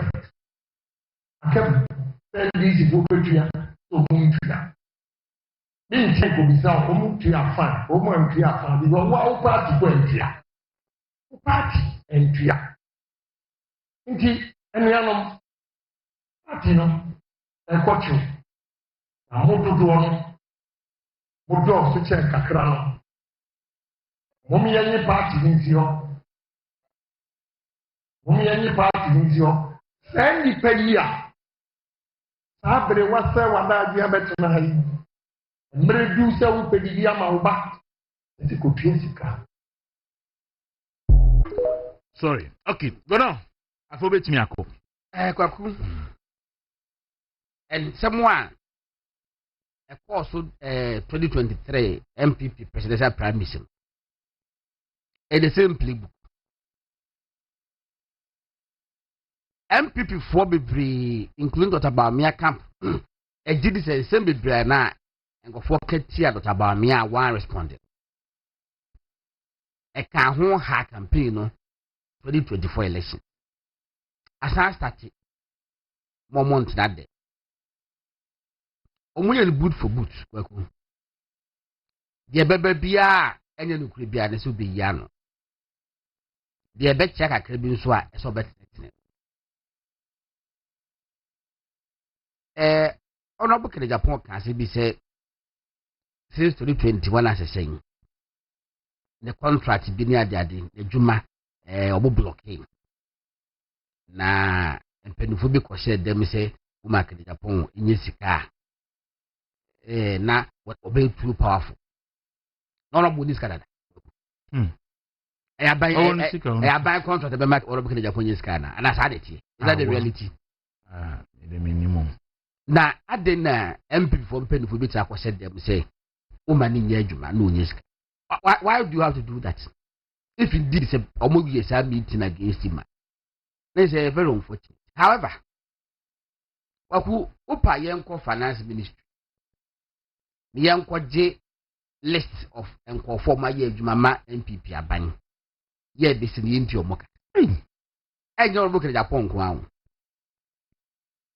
enipa bebree sika and Kwaku said yes system is running no there be a side tie enipa ye adwuma ebi ko pa ye adwuma 2017 ebi abele scan 2019 me say chema wuntumi kura ye twe na bosu yi the can say be somewhere last year and that's 2023 na wa ye adwuma makoko board for be ya ni sabe kan sika me say oba otimi ko tena koko board ho saa na bi ya so ye twen na di ko so koko board abasisi a ade be sa ontimi man sa no me bi wo kumase a ye no so no omo so ye contract bi akwaku omo de eka mu na MPP ni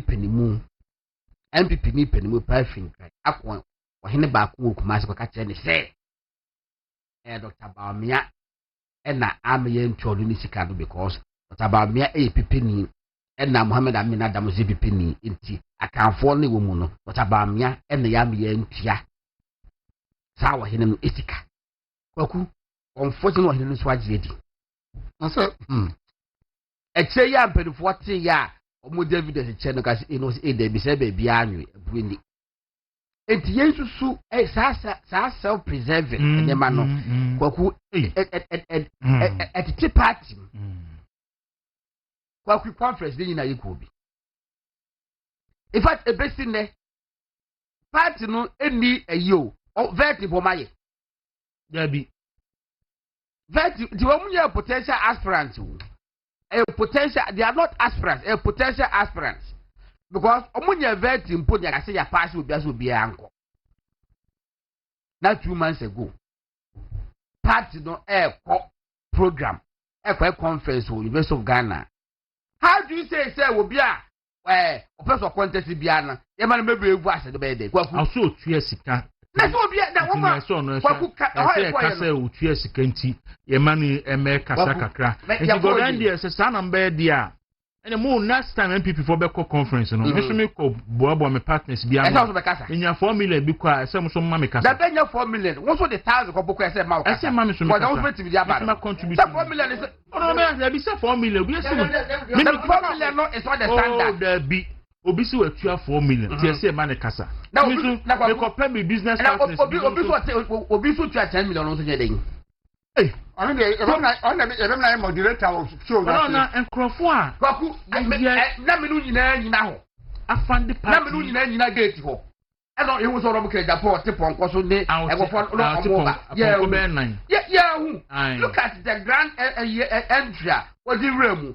kama madimo nkombo maye say nipa bebro mu no mu dirachi baaye no times go po egbo mu komu na omu nibi but they allowed everything to happen ema omu nyina ekoi etikwa comedy yenye careful o pese odi your first party ni ma kadi obetimi ai adwuma na so be ya obetimi dia asa your friend say aten central aye case study say opa kwa aten central me be ye member of parliament for 24 years and the market to do say adwuma me da ma wo mo unemployment rate no me buy no na 40% me free so no isam da ba 5% Kwaku tie kwa asen do na ye nkodi do asen say ye nkodi asen so Kwaku si ye ehunde ma na koso ho eti every saying say na asen central mo do say obi wa asen central be anya adwuma ya na am ka say nam ko no na asen central for nim and na no ye che atimkwa mo ne ese Obama mo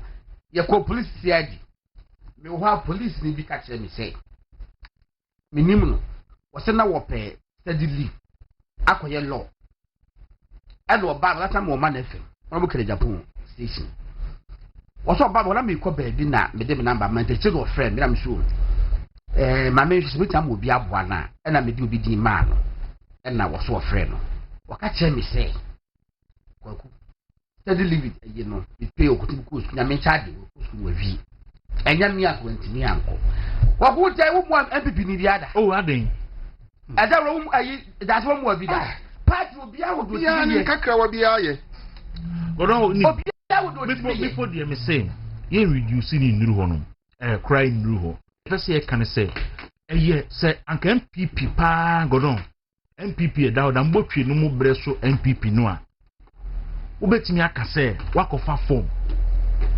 filling fan koye won converting em pass wo o se party ni koye conference ye ma akwa na bekasa because we show intention say o person o contest presidential enti no ye ma akwa na bekasa enti ya ma akwa me ya wa mekasa and say the certain vice president former president ni ho no and say kure ma de kasa mo insist here Emma the vice president no ye the pictures nyina di freely gone ye Dr. Bawumia pictures and the freely gone sports stadium because ye synchrophobia say ye man advantage over the others in the Japan and the picture and gown me say me come as former generation me say that picture and gown Ali Muhammad photo si wo I didn't know about me the photo to me si wo but Ali Muhammad knows what saying and former vice president Dr. Bawumia former vice president Pacho Professor Edubuahi now the photo si wo as who as former flag bearer of the party Dr. Bawumia two if I saying former flag bearer and former vice president Ben Crawford insisted say ye dinifo ni si ho no mo a ne ye man advantage so na bo kan Japan person na honest opeso ye honest anko boss e brand champion Emma also brand champion say 2 million no ma 4 million and the Duchuma 100,000 no let's anko ka to aso say ba omian so ma 7 million Adam say be one team and sanko ka to aso say ba omian so e ma 7 million and me the organizers are because I'm not the place that you know the risk at near cost we but on risk risk wo ho say mini remonata akamesha ase afre na bo kan Japan no say o mechi be omunya omo form na say na mo ka say CCD the for ko push for that ayo e da no anti o mechi baby omunya 4 million 500 you see we don't build a party like that mo ya party say party we contribution na your contribution with them. Do you know the amount of support? I need to say Julius Zebranum and supporting Mahama in opposition. Do you know the amount of support? Where the Akonum Ibrahim Mahamanum, I'm supporting Mahama in opposition.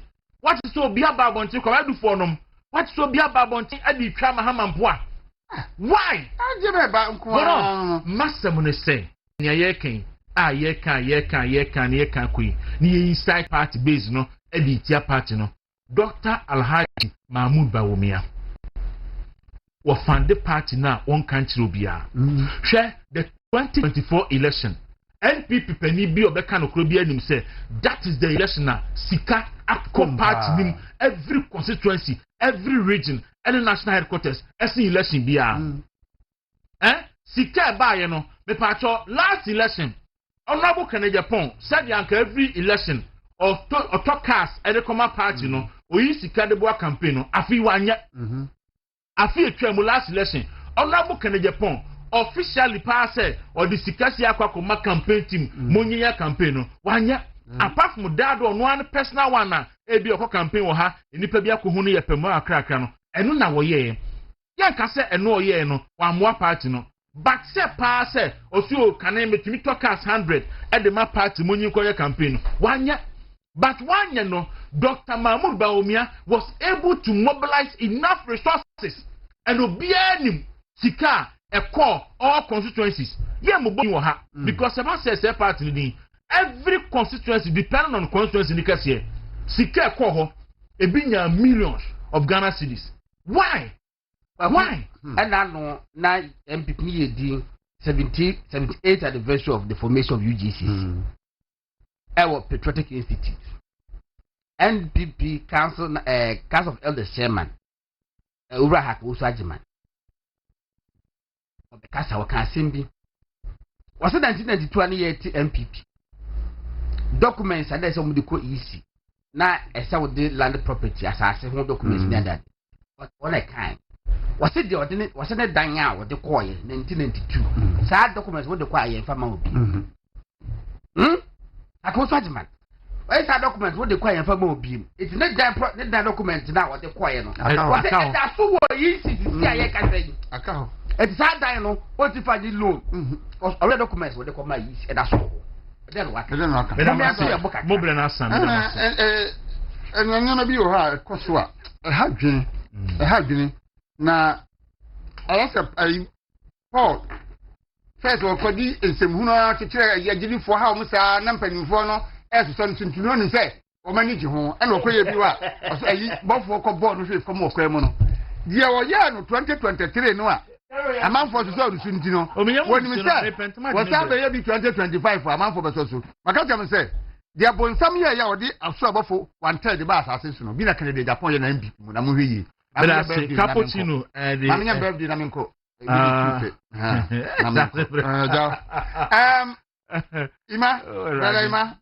Yana birthday in Ayamko. The Kai, Zainab,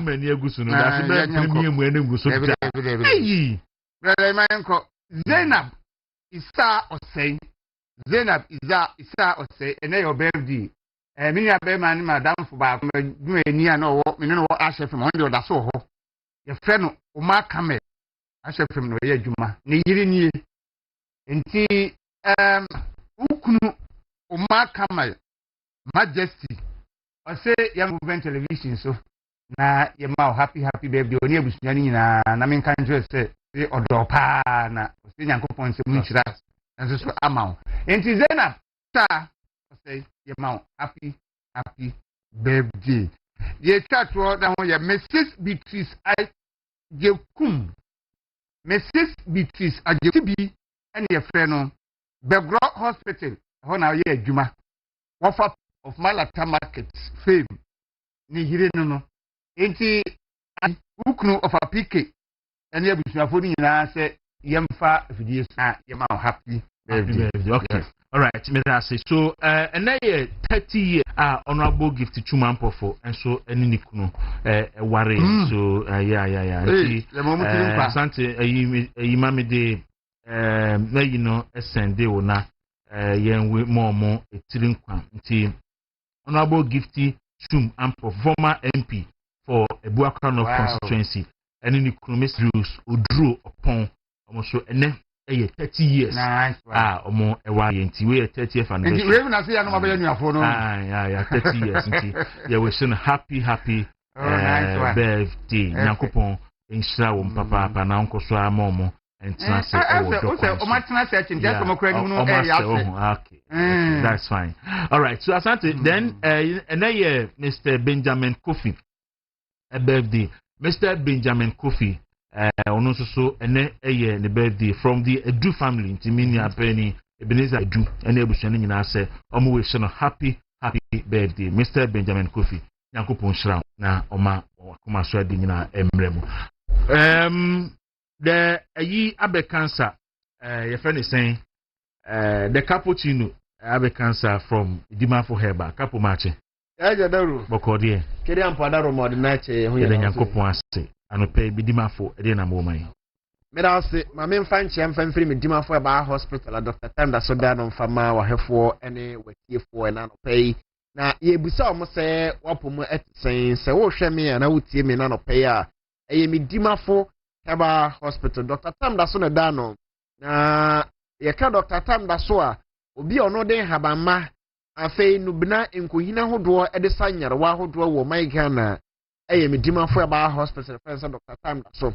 na anopai se enne ebnan oba yarsabia ho akuma se eye ebuakwa makru ho ena yarsabia no wo sanso ena ubepie mu onkran so ipoko ase mayira yetia no se mayira fo anya anyira se me Dimafo ba hospital aba be bo ase wo poko ase mayira na ade aba akono se obi se yarwa bi atunu so atese odi akina wonya no adura mpacho bia benya no aduro ye me Dimafo ba hospital bra na yemfan haban enubra hodo emfan saw yare yete no sem obi tena se na oka se wode na yare de akina na nso wonya duro wase sika tu sika gu a eba sampa na oka na sema kyerwa na ne ho emmobo esan se obi o yare na sika no mpo no eho ye den na osan so tu sika gu wonim se abrantie no ewo bra na abofo behuru nsu a okoto nsu opeso to nsu no na ne ho to no na okọ mfinhye ma akoma kwa biasa nwotwe esan se Bible commentary no yati ase se okọ mprema akoma kwa biasa nwotwe 38 times a na akira se afibia no okọ baako inti for 38 good years na okọ baabi kro na nsu no ho anu okọ se David abinom no nso ho beto no anunti ebia me Dimafo ba hospital what were mo aba yare na yes said the next tie no wo hwe sese na aba fom bara sentum fanfiri ni paduanom me ba cho ententena fo ni kire mo Dimafo ba hospital san se eho na yaresa no ebefiri a ebeba na kwasam no se ahaban ene ye de sanyar wa hodo o ma me Dimafo ba hospital na yan hwew yan scanel and I say, diagnose you not young cancer, say, Conum orthodox medicine, and being see me Dimafo ba hospital. O body and your body and all catchers in here, the Abanian Fahabanam fancy arienti. I don't to be or see Henny, I want to so. Na Henny and watching now one young will draw man in and messing column patch over Dimafo ba hospital. Obi or say, typhoid no, one no munran so the typhoid no encoda. Ase kwa na sapaja na homena so bia na dwen se ekoi ene bia makokodi aduane bia na se makokodi bibia eye infected and was answering. And the tenor say, typhoid more one say, almost here and 2 and 5 free nipedian more. Within some few weeks a month, Ubon say, no, my son, so I can now move you. No, my son, so activate you a more. Now, feel more could tell nipediano. And demand for a hospital and other by the bow. Obi all seen yam, 10 year bonus and yam kikano. Obi all and yam yapa, and you're not turning yam after intimate stomach ulcer. Ulcer, said the area of baby cry. Your esophageal ulcer, duodenal ulcer, peptic ulcer. Afei, your son's so mouth ulcer. Your ulcers in baby about almost more than 16 ulcers. And Obama demand for a hospital. Now, diagnose you near one of the ulcer said in a type city and patrol. I do a damn or no. A simple cry. Now, you're one who drop it, but no, this is a bacteria infection, fungi infection, and take a case of Dr. Tam that's when it's so. And into your boss way infected. Bear my way infected. A furniture woman demand for a hospital. Your poco as my Kumasi, a book at Tomago School Junction. Or turning a me out my doctor Wakra. And that's all about Pocoasa Maira over Jedro by Arasabia. You are Doctor Fowa Crab, Pocoasa Maira. One Ebesha war. Oh, Kokumasi, a book at Tomago School Junction, and Dr. Batanasi. And then after Jim Batanasi, oh, Kumasi. And Untimanka say, may try my way, grandson of my committee for our hospital. May Yana Maya. And then my yan, and unti, Panamonabra. I'll be also see a number from our hospital. No, the Dika 0244 77 4282 0244 77 4282 and a 0500 727215 0500 727215. I say. The Tossumian says 0245 44 9592 0245 44 9592. And demand for a hospital.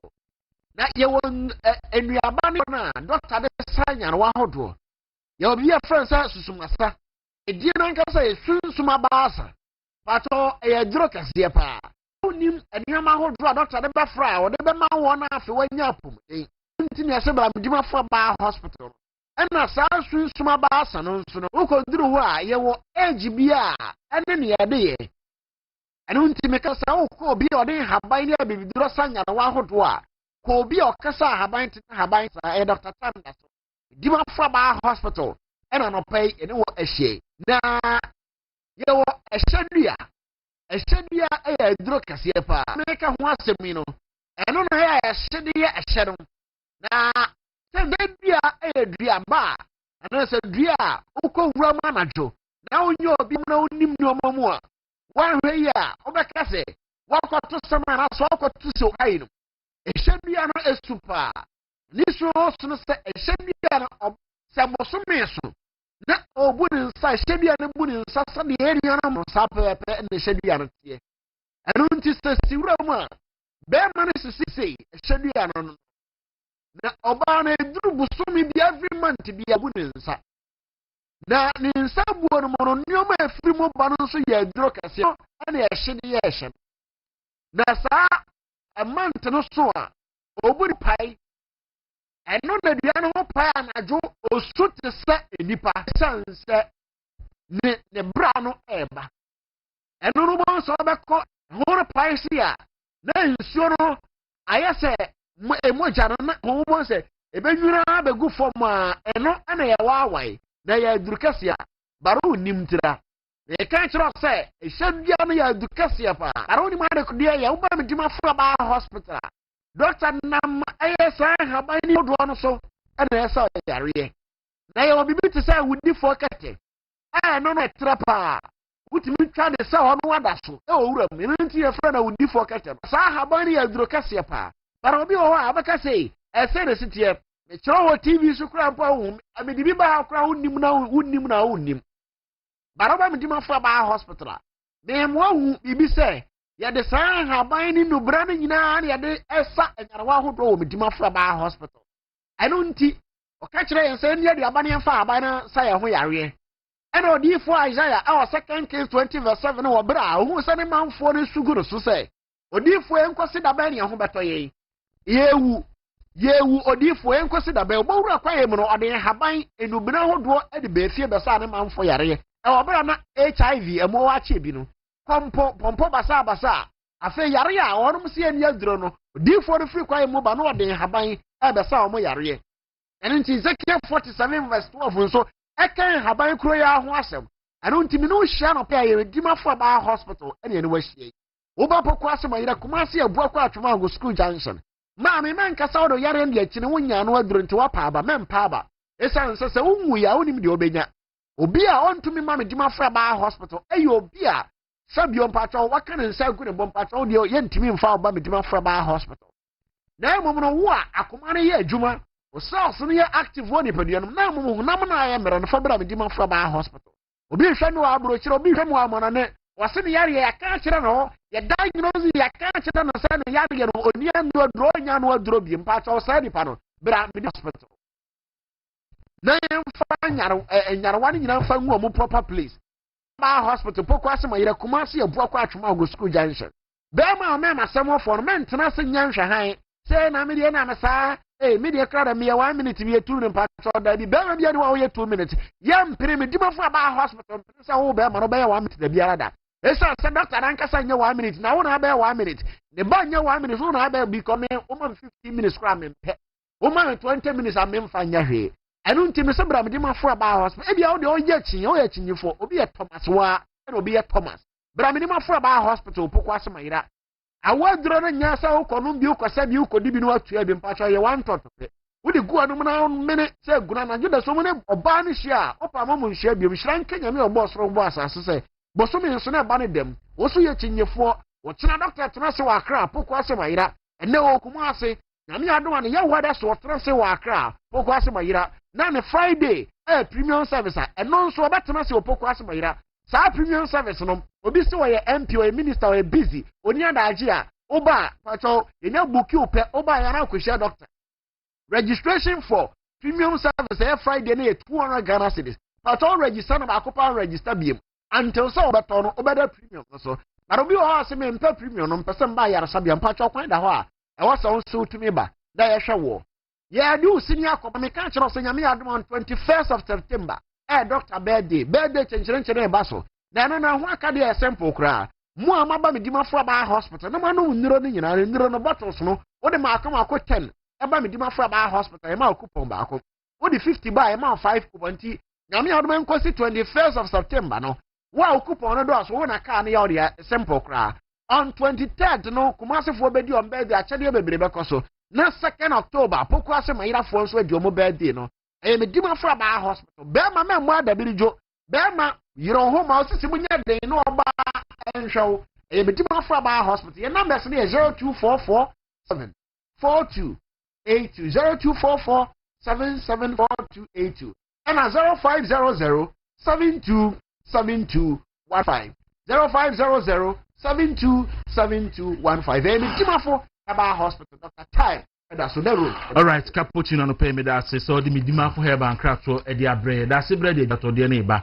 we are na fi ni aka so be dia na e dia beduafo atena se di nkomo enko ba bia e ba sisi ara so re e mo boja to. All right, lemon chow na fi yen so so na e dia ni twemu ewo Exodus moringa capsules and Exodus dandelion capsules o makachi sa no mi oni American ho asma kire wi e no a di tu yare na ni e din pa ase yare no bi beba betna wo so benum no ahoro nyina bi enko bakwa ya sabe api enko nanso se wonya Exodus moringa capsules and Exodus dandelion capsules no bi no ma ntema no obede ho na fi wa ye free be bia tuntun ade obi abenya bi ato e wo ho no mo e wo pe bi atua so fresh 0544 447033 0544 447-033 wonsa ebeka bi yesu wani de ani chemo tabia heba center akwako tabia heba mixture eni tabia takum tabia heba mixture to malaria etu fever etu ahuntutu ase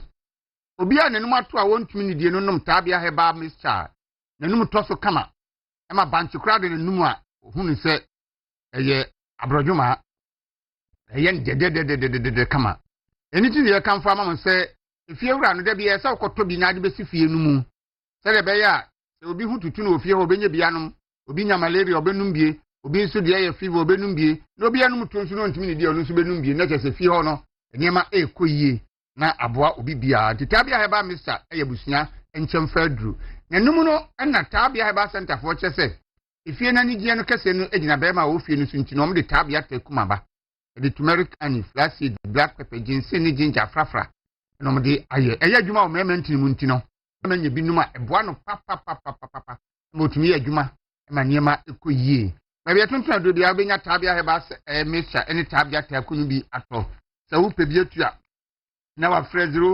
0243 686861 0243 686861 onsa ebeka bi Young Executive School anopai me kan fam obatan opa baabi edine ba ko school a ho ebeto no ebi edi omama ekokotua $6,000 a term Young Executive School wo mu nipa mfa so saa ene de kakra bi nenso school no eniema ewo mu no ye ka kire wa ebe yonwa achechefo no nkwada ho abotre ni abadaye papa dize oba hye ne nsem no o kire na de a uni ha bia kora no bekwa abada bia no ho son na adwene mu ne yebie ema wo mo ewo boss atwenkora no di frifie ko school sa do mo be fie so pese oba no ye dey a ne akonya no ewo ho na uwura school mo nso a omo wo library ngoma hye mu ma nkwara no niema di sua de pa omo computer lab kama omo science lab kama omo sick bay a anasefo a omo akwaje ntete pa ene mane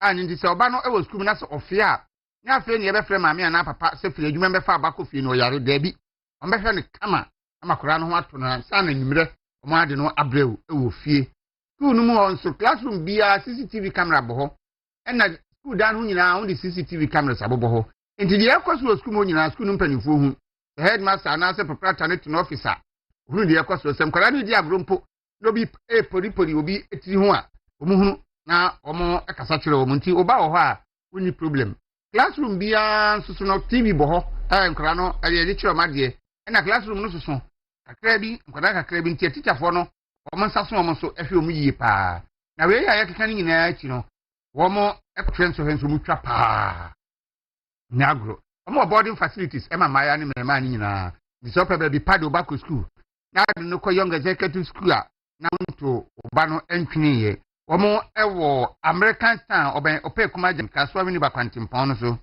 number eye 0546 071324 0546 071324 and 0561 807015 0561 807015 na woba eco school no na esisa obua no wo ne nwoma suamu teacher ni be die o school mu oba fi awon so batan no so boa not enu da do so di teacher na dwumu nyina kire ne mana de pa ye batampa de no no nti ese ope textbook papa ene ehun aka de de ma ba no so na oba fi awon de asua de nti no pa ye kamfo best brain publications ma so batan bia oba o basic school a ope se oboa no na disua mu ofie no best brain publications engoma ene ehun aka de disua de no ene se okope bi etoma no abafra no nursery 1 and nursery 2 KG1 and KG2 primary 1 copying primary 6 the basic 1 to 6 no and JHS 1 to JHS 3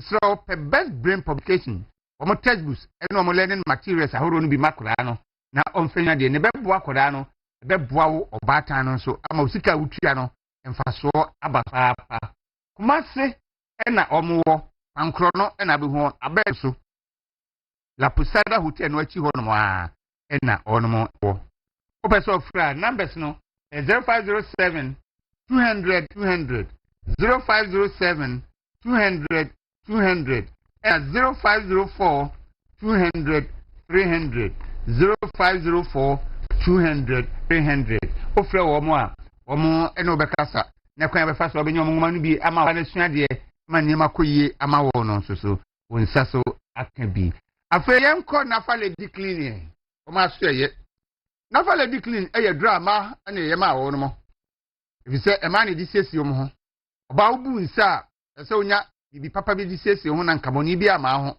e ba sa na onya na fa le di clean na di sesi ho a wo ho ewo wese kama ema unam nipa mu a omfere ayimhihye bia enim so oba bia wasu mpanin fie kwan so a ahyase ebu nsa de ese uma nafa lady clean eyo companion na ebo akona se nyina so sanso so no oba wabobra no ko anim bia na so opese wo sa ye reset we dey reset papa nya ndisi for reset na akoye kotobe kuma no bi we dey reset papa na beba no hia hu se we dey second virgin pa no hia ya eno no nafa lady clean eno na ebeboa wo bebe etonto adro bia we nya nafa lady clean no bi ato e wo hono mo so pe bia to afọ ni chemo Nick Royal Pharmacy e wo kwahyeman traffic light odoko kwan no so na afọ 0531 156556 0531 156556 nyame ayo odom watimi esiwu dan eduru se ye bosso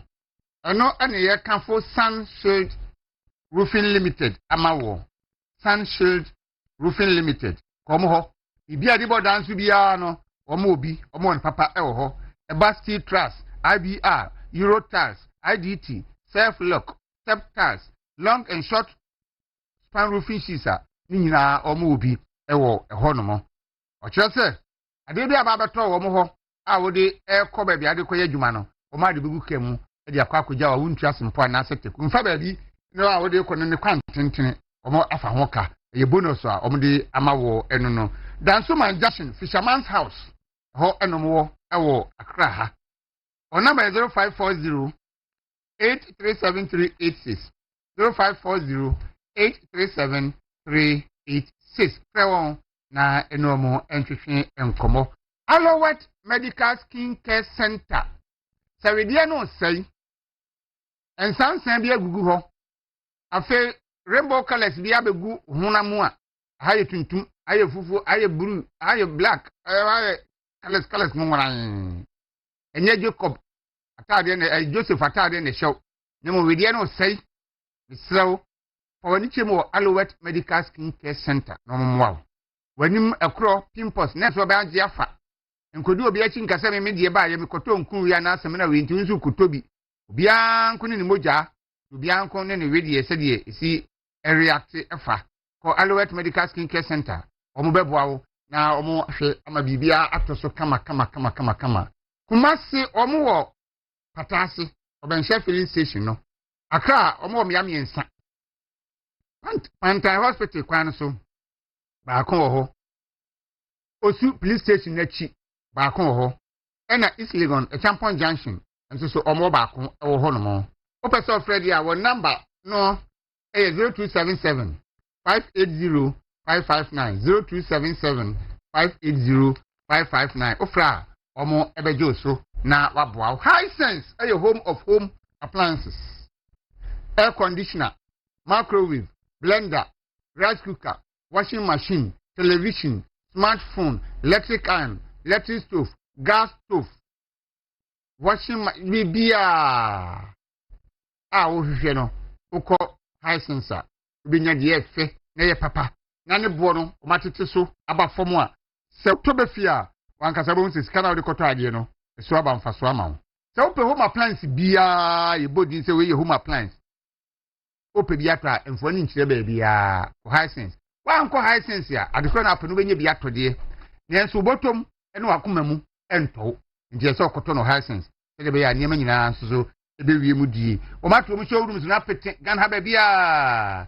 odi abaya ni set we form number no afre won 0302 550 000 0302 550 000 fra pecho ba bia ben no akwakoto ade na niam nyina ayiye ama wo Victory garlic maker eno ena se won saye tititi wona ye tititi na wuntimi ennante a ye nonom woda najwa adura najwa wuntimi na nonom Victory garlic mixture wani so wisi hwani si one time nonom bi oba won sabo no nsisi so nonom bi na beboa wo na bi atuntun do bi akwa benya Victory garlic mixture no bi to kuma se na wa upe bi atu akọ PFA pharmacy Polinak Heba ana Missy Heba wo akra so akọ Repage Ventures Okanshi Darling and Atinated Heba also kwa obinyibi. Number ni 0242 545 633 0242 545 633. World Vision Ghana, any Vision Fund Ghana force me ma hwefo ni etie fo nyina ante se. womo eba se bebo Ghana fo no ma ma so mu bebu Ghana fo enkrofo bi akeka mu din na bom eno mo se ye from World Vision Foundation loan ma loan na se be ma loan a e ma 100,000 na for 5,000 bra for 10,000 bra ye ma 10,000 for 500 bra for 1,000 bra no mo gigi nkrofo sika na obi a wokọ pesika de akoye na adwuma no no ma sa akobu na akoje kakra na wo no ho no enti World Vision Ghana and Vision Fund Ghana say ombeboa wa omonye ohwe ma yese Kristo no wochwade a wanyi ensi hu bia na se ntwase enti se obi frew se obi ma abosia na mum twasika sei na omne World Vision Fund na adwuma eye tro e ba sa frɛ World Vision for 0302 232603 0302 232603 and our Vision Fund Ghana for 0508 352 002 0508 352 008 na enomo enkasa enam a mo tie me mo hwɛ me fira brochire nyina ne mo Ghana ha no me de mo kɔ Franco Estate na yakɔpɛ dan ato maka kyerɛ sɛ lawyer ni bi se enemre wo mu die wo kɔ akɔtɔ plot so si dan no so onya de yesi awie na ato a eno mo mbɛboa wo pa ama wa nkasa hu sɛ yes eniema ekoyie na osika ankwa nkodi sabio baabi ama ohu ankwa nkokyere wo enti de esese uyenie ko Franco Estate obesisi adan 6 bedroom abrosan esoro ye 3 bedroom efom ye 3 bedroom esoro no omo ewo living room ho na efom so living room ho omo kitchen wo so efom kitchen ewo ho no mo enti baka to se busua me no betumi ato gate no kra ye remote enti o te kai mo ba obi wo fi obi ni fi o wabi wako no atum na bibia aye kama o number is 0203 020668 0203 020668 and 0203 020669 frɛ wo na eno monya ho nkyehye na wo nsunya ofie na asomdwe mmra Movement Television ni wontumi radio Accra ye to nsa frɛ etiefo ni ahwefo nyina ase dwumadie bi a wudi a opese ye bo ho Dawuro ma wono fabra ha no onya beduru ha nko ade a eni amansan beto wonka bise ya so no pe ha na obi ahwe ha na obi etie nti wodi obi bi ba ha de se de wafa asorobo ayonko no kotokre enkasoro amansan beto wonka se wo ya sofo se wo di dwa se wo bi adwuma bi wo pe nipa bi no ma bibia ra de be ho adwuma ma wo ye wo kokomlemle Accra New Town kwa no so fi second eba wo trasa disco traffic light no a brawanim tin be 150 200 meters unsani fanso ba betie wo ha your numbers are 0509 301401 0509 301401 afi 0592 589720 0592 589720 and 0246 37 5134 0246 37 5134 ofenya unsa abekan Mr. Robert Mafo Woodbridge Virginia and pay yesiawo ediame me me shesi na no pay ya na Mr. Martin Ofori UK yesiawo we akwaje nature medics enso so enkra to aba ekoba yakati yele beto aso yentia kese free nation omu be on say na sometimes no obo otimi hwe obi akoma o say de okukutie die no wait be the president mamenchira wa ye mamenchira o say your mama ye din but niam be ko so onka wan say mfa no no ye din mills o ye din nti wo fi say na bless no ya nche obi ade ya obi areda Ghana ha ya manyo sam na ye mpeke krakekra wo say mampani we die we back critical obetimi atutu mampani we die back critical obetimi ayo da bi elections are equal crowd the bra ideas how rich you are in ideas and you ma obetimi ya ma mabunu because say mabunu na fa wi ase no ko TikTok ana making ya they've taken over sometimes I say we walk around here ko TikTok ha ko na da ho o ma so life they bought their own data o mu to o mu cheche se mo unfortunately bi na yenua ma no mi ene yenua no fancy comedy obi life obi ba so be kasma obi amane sa obi bi sa ni nkola de ye adwuma genuinely and then this for nya chance crowd social media so mo kasa Facebook de obetimi akwa adwene ba wotimi nko sa black app no so oni ma esi wo ho no nya sam keto a eze ho ne nyina akora yete oni eyamedeku ai ma ha chimbe ho ya dabi se say o 2 bedroom ho on yete ho ne da no akoda ha ma ha de wo ho de me kire no because ya nya sa nipa penimfo bo ho a ene metie obi kura he na ne candidate odi na 1992 yet party no eba MPP no nya 79 no eba MPP no na ne boss na ka ho ne candidate odi na msin ti ka ho ne yet party no and you are doing everything humanly possible se party ni nkodichi ye ni mu nwase ye sie ni ama bonten da bia na candidate ba ko de won wa kana no atompuru obi na no kasa bia ye betimi de abebo amabunu nini me bad ye metimi aye de abo amabunu nini ye me ye de abo ankwala ne ma ye me ye de abo amrante empanimfo ye me ye nie ye me ye mo nso ye e wo se yakon na saa nimde papa na e ba no ye botugu because anya wo na wana ka cho say ye fo kura awo ba no mu pie ba unu ebe wo crop wasem amanyosam na ye me wo ye me dem nya one on one da me nya one on one da because me ye mu nsam nye but what you say wa wunu ya kura ma me no papa wo no kura betimi trantrato so ntimi nyi wano da wo free wi ase how much more amanyuko so ade de no ko sia fie ba ko a o mo sia bu sia fie ba ko na be ne ye meeting a ye see a floor aspirant o mo ba ye ne ye de bi akotena youth wing for an office wo kokko memre ha na ye wa asylum down ya kasi ye shi o mo anya fie o ne ye shi o mo nyina ho ne shi obi a anya ho ne ye shi obi a o mo nyina wa chita afọ bo megina ni mo na o megina compound no o mo sere obi anso ba o sere kama tie ye de ne fo and sometimes o chita ni beti aka bibi kura na wonim we should be able to manage all these things and until now we can say manage wo ho pa because you are one of the finest journalists that we've come across say it was a way pass say party penifo ye the date no e kokko share 31st because you were bebre si e be di asam no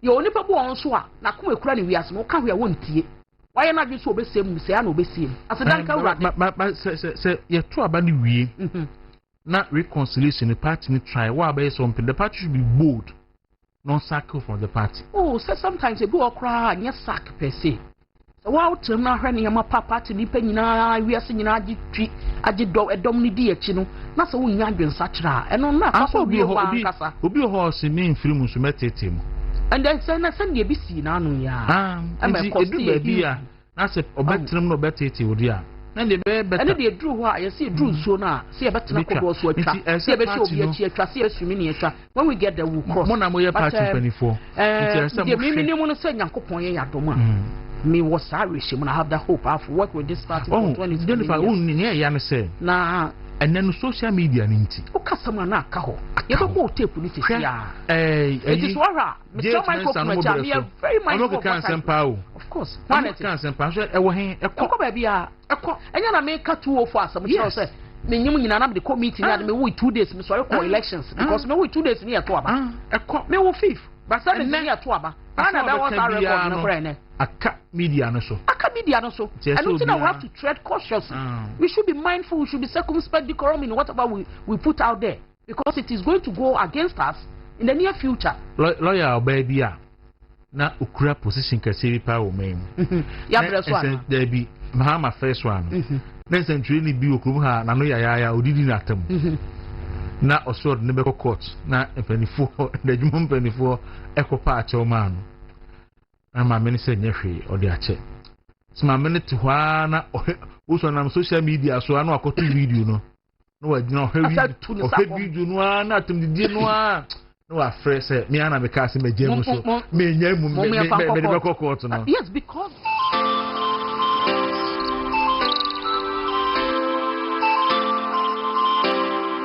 no say media no dey e to so dey the moment be to so no so who the party free wa no na omo ma download na and I will try there o try take screenshot dada sorry we take screenshot than archive screenshot dada at the hot train and now say Bank of Ghana for yibi Bank of Ghana deputy governor call number $2 bank there London and o cancel dollar cedi enya hodin a gold purchasing program no matimi ato a gold for oil any yi say o cancer o so unima anima ba unya de bae no and na dollar legacies ejina so ehwa no makwa akohye ne say omo sesa no ntia enu sade e beti no no ma sesa de no Bank of Ghana official Facebook but screenshot screenshot in that Me hu ye. Ba mo ska o Bank of Ghana. Mo dollar o. Ayo, and The dollar ne say. Enkrofo so Oba man won so oba be fam ye no. Oba din sa do oba be fam ye me akono no. Enkrofo so mo pe o ko bi onko munya. Ayi guy bi o chenkoko ye to aba no chenkoko pa ye friend padmo na ha ansa na ha pa bisa ntino ye so already. Se no wa ma no ni o si. Yeah. Hu ni video bi me ko to ni video bi wo a black app no so a. Na ni abre pass the business partners wo nya sika ni bi kra no de asende omo. O mu ano na no ise akotia by election. Ka dollar no ka by September be ko 7 cedis. Jabi nche dollars say. Asat last week Friday. Na eye 12 bibi gu so okoto a so na 12 point o kwasesa o de kwa na 12.6 and so okoto a na 12.9 as at last week Friday by 3 p.m. and na me hwe o TV ana by 3 p.m. so na dey men check here because okay say time I te ba 10 no one of say is it economics in be ka say by September be ko 15 cedis oh say IMF IMF and World Bank. Yes, and the prediction. But it means that your legacy say you jagu ho no muntimi fa bibu fufu bi ameka ho. Dabi. Japa me dey question na me bi say o. No, you see, amobaye no. Na san komo toa na MPP sha ase no so. Propaganda nti. They were rather pumping dollars into the system. Pumping the dollars into the system. So say but for how long? And also, hey, you can't do that. They say, what do you see? Declare say Sydney is the worst performing currency in the world, which is bad. Jennifer Foruwa Queen Ordinary Besi, but can you did you ever imagine Sir John Mahama be president? Now Edipa 14,000 from the region and in the district. I refugees. I will Cote d'Ivoire.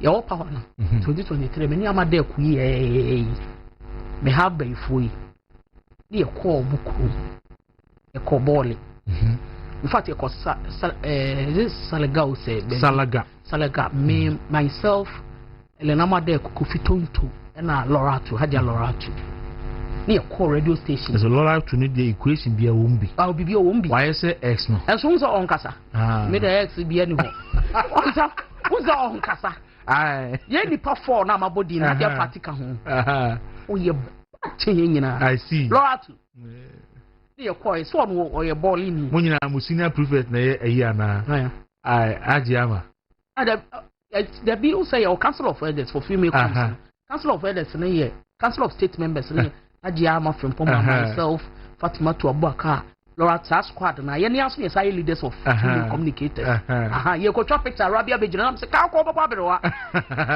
film ko jina wa tena wa we mu nyina mpani mfu ye ko na efe anyway no ye just by the way ye call radio station bi na kromo ni bi maye filani so emre bi atwam kra no na radio station kra no ne ade no mu nya bi ntie no mu tie no no de togola na Cote d'Ivoire. It's only pa 14,000 a year to cut now Cote d'Ivoire na me who say na se na ho ne ben ho ampa but what you say e ade ehu and you see and no na African ntina mu fi say e bibi esi wo ye de be na esi wo ho asem si wo fie esi wo fi kire wantimi anso be na je won sam a age won sam it means that e bia wonni ho bia susue ideas bia obetimi de ayede asolve you need to call for more hands out be on the best solve omo to got na sache of course Cote d'Ivoire for is omo ba ha mere bi etwam ye Bujumbura for no ye ho amoa omo ye Liberia for it ye de na free ha ye kwata Cote d'Ivoire because say ye ko and I think nipa 33 was na they say officially 32 ye nka boko asem nwie na sabe papa na nka sa fie pato owura no tie dwam die na wa ya fa ho ani die officially yentese wakasa onye statement and die go to kwa internet ye adwuma mentese wa statement bi abatem say yes say interior minister nem say osuma na ko na wa ye preparations a omo de kwa evacuate o masade o baba but I don't know how possible it could be because crisis in see nem say nko ya normal resolve it e dia na dia asam na nkasa bai yes a parcel of land asase 100 acres ana there be say na mo kan dey atimbe quarter plot ana na isuasen sa na dini package 3 uaba yeah and in most cases no na asase na nye the problem ebi no you just the trigger obehwe no ebi a me asepo bi wo hodeda say me na na be ma no me na na ba ati ase o say Oko to so bi no bi ko bi say 100 years ago here then to corner it to ko bi a generation fight and na ba be duru sabi but say to ko be ko so many pay free mu to the extent that nipa 14,000 be dwane free mu ko mu tai nipa 50,000 unfortunately for mampani ho so wo free so nipa 50,000 na etu die free and anya ho na mampani free ball Savannah region nipa 50,000 na etu afi mu free won potem ho. But emu 14,000 there, Oma Trashia Cote d'Ivoire. And 36,000 or more. Only a quarter part of the country. Until you will be Bushani or Bolia, no a Borgan or Co, a B1 or Kubi will see. Aha, until a bin swaba say her, but 14,000 there, Oma Trashia. That's what Moon Quanocradi and I have a bomb for Bronian. Now, come away. I'm a Peru, I'm open. 1 penny. I'm open now. Some of the Renner were both ye. Na mpacho me bo ono wote wamfie kwa mete wamfie ofiebuno region na de na ebe hwe ne nkran ai se mo kwa bo fie so mo hwehwe mo a me kire se kwa me wote wamfie enti wamfie kura free wamfie sunya ne kromo ebe duru kumase enya 3 hours se kwa na nyintim de 1 hour ka ho 3 hours wo free ho ba nkran then about 9 hours from wamfie to nkran ndi bacho kwa me ofa nwuram no nante ya na obepie ha na e question e de no obi free wamfie na ba hwe ne nkran. Now, why you video no pay? I no pay. But you need him. With the best three. The best three. So could be fear now the idea to no who didn't war. One has smart to. A beer no one to two. Maybe all come over no by no telling us how upon what be now. Well, what do them? Why do you jump over war? The part of me bow. Yent me inviting the pan say, yes, suspect, sir. You really pass mercy. The miraculous when need him. If he so fee and amboa. So we put the some people want police for so invitation for Jennifer we any invitation asem oko bi fie akokoko we be epon the bell ni ho a obokokoko ba be obi epon wi a wawuram yo ye Ghana police service ye pese ye be say two fee ye pese be say two fee as simple as that ye really pass me ye nsusu ye mu no woni ni oko obi afie a there should be a warrant Jennifer woni ni come and search ni pa na woni me you say why I send death threat message no it's still on my phone na say Fancy message oh, it was a phone call. So fancy we PF. And I don't know fancy we PF adwum ha. Na odu abontia na mrantie ekura pick up. Gra na aba. Obi a me oba me be ma. Isane ene ne ekoso nti obi adwe be say national security for. Oba he no na nya national security na nipa bone for. Aha. Na ya ba be che. Anu nti na nka me ka ba be che. Obi aye obone wo. Wahu enu na nka ba be ka say. Enke ye be sere. Power na abedi mu ho awi. Ghana force ombato abana mamo no mato amamo awini your person do man ye bia kan fie miensa betiri wini so ubetimi apam ye nyina akwa akotra wanya super majority of parliament wanya super majority of parliament chief justice where in the and utira ye with the help of friends say mighty minority o mo bo mama ban na koso because super majority no ye nti obi akasa e wate kasa na 0.22% 0.002% na matters of makasa of parliament. But mighty minority, almost every day they are making case in parliament. Say me boy, for public record is there. Obi an konko kan. Menka sentia obi a. But because of style na mo di konko for fie, adenta kumi. No wo wash you. Obi a down opa, say the oyamba ya onu ntimi hu. Say be ya ma na nyusu ni toilet okra na se besene. Ni abu gate.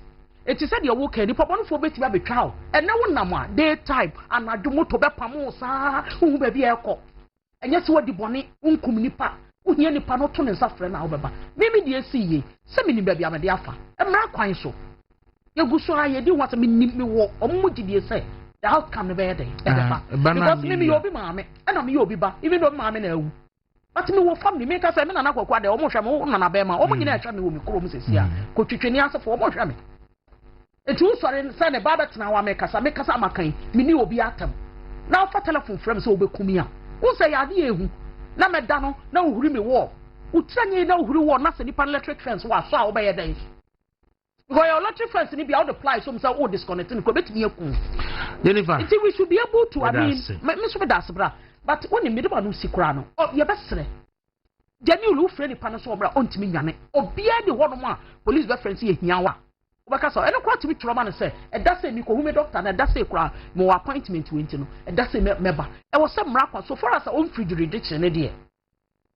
nipa no system no musto no obeba oni ba bia wo ko but ye no say power na ba yɛn fa sumasi bibi kakra ho asumasi ni na wɔte ɔyɛ we hɛ ɛyɛ saa ɛdɔɔ mpuntu apɛsɛ yɛ ɔman no kɔ akyire o but ɔwuti sɛ yɛ baa yɛ no sɛdeɛ no ɔman na yɛ no we took over 2017 ɛna yɛde saa de wɔsi yɛ ni so a my dear brother yɛ first time no Dawuro nti yɛntumi nyɛ hwee na ana meka no nso so ɛna nkɔka no baabi a no ɔmo nte aseɛ no sɛ yɛ second time no wote sɛ me ankasa me nua penny titles ka sɛ oh double skara ɔmo tua ne mienu ɔmo gye ne mienu ne double salary ko ɔmo kora ne pleading with man penny sɛ onyama ne kambacho our second coming our second time we are not going to tolerate that and no, it's not going to happen but I say Jennifer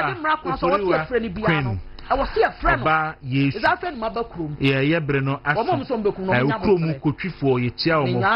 Ka che omo se omo. Some mami we afra wa akodi afisi. Omo wache shito ya dodo. Ya said mo kokum wache shito ya. Shito bi na 15 years. I just I'm trying to sound and as I'm trying to be braggart. And you say you are engaging in self-aggrandizement. Exactly, bro. No what can no problem bro can say about.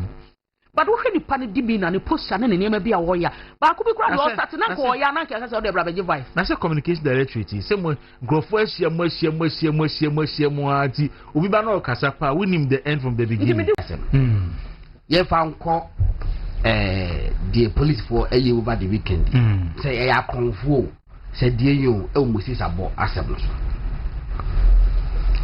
Kwaku ya wada na yenya ne ntie say obi also we CID ni bi afre Chamakwamba fa bronye say you invite no wo CID head office so we didi IGP atama na wakasaltia ana Chamakwamba fa bronye ka say yes we ni akranti no ya me aluma edwada obeba ba kwa ka say omuntime ntwen edwada ntime be wo bi on beche no ifiada ena abonye lawyers echo krata de koma siadi penini pa se omanya ne tese mo yehwa abronye but abronye ni ho etikinya me aduma edwalo beba I am told say siadi for penny for ka say fache me asem no omunim hu bibia se omontwo mo nsan frɛ abronye enti no yes let tell kwa no mo sa de ma se asimbia say ni ho. But that's even beside the point because ABR for CIDB say ABR this should be with CID ho. Aha nti enye CID bia e no to no sa frɛ wa necessarily na say CID boss wan kasa eyawe. Nti bia no po ye bit technical kaka. Nti me no kasa ya bro nyanko ho. Ye ba nyanti so mo nam krumo penache no. Afenura ya ho no ma betire se Moses abofie. Enna enkofo bi so mo ya akronfo so mo ya wudifo so mo ya police so mo hefo o ma to ahye Moses abo efie so ahurihuri wo kwa so video no me the video na to so okay and there from a me da ma Mr. Santi the better it is had the bachelor dia to so less than 3 minutes ama omo akohuri wo ete say omo invade Moses abo fie enye fie no nko a adwane house nyina so mbowura ho no adan a omo hwehwe abronye Kwaku yenye careful kakra sab ho odin wo akutru mensa mutini hwe ni party ni say dia ento kwaisi omo hiam wawo before ayi so na tura na ka bafo asemi ba yi na boko da so wo me no ka se boko is prevailing no to kwa da so sab ho odin a mo fa nko boko na mko pata ntokwa no sabo ho odin a ye nuano mo 14,000 na omo kokko divu a hokopo nye safe no mo ko form mra back mo protection Kwaku, what happened to civil way of inviting people? What happened to it?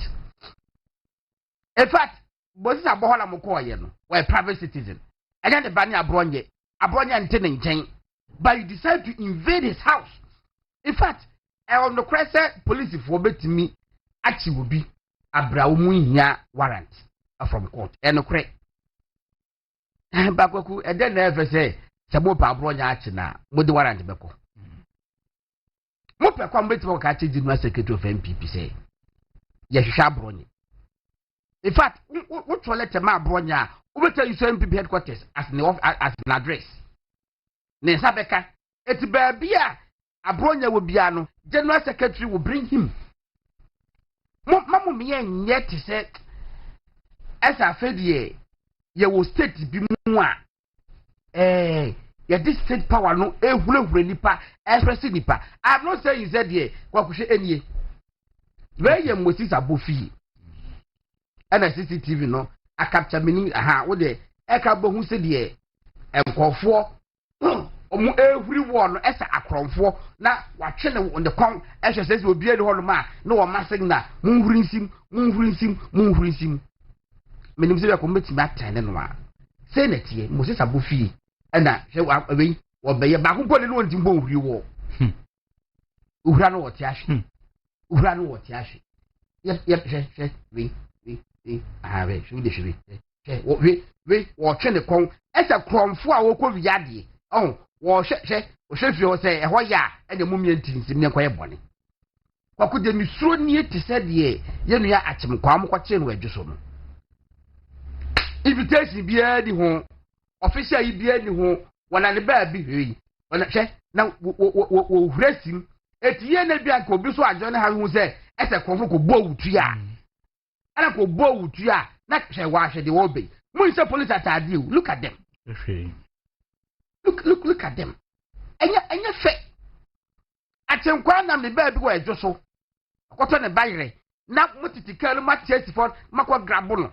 eti obi nso so dipa bone fo bi so de ho jim say no obeya na omo kidnapon kofo a Kwaku ne de kwa henfa yenye careful omampanyi mahama these things are happening under your watch minim say esa woni Ghana biemu dia minim say so won fa ho so dia minim say so no hawks be within the party and the government and almost change on best side in no omo atake control so dia and then in fact then you was body po the be can say we are living dangerously as a people now under President Mahama kama fo ni ho kama fo no be kama no ko muntie mi debi ya me ka se nyame aye Ghana dum ama ntokwa a etwa oman yi ho ahia yi ye ni bi beti ya me ka se mi de mi hu se NDC for me nim so 1% tokwa si Ghana de I don't know because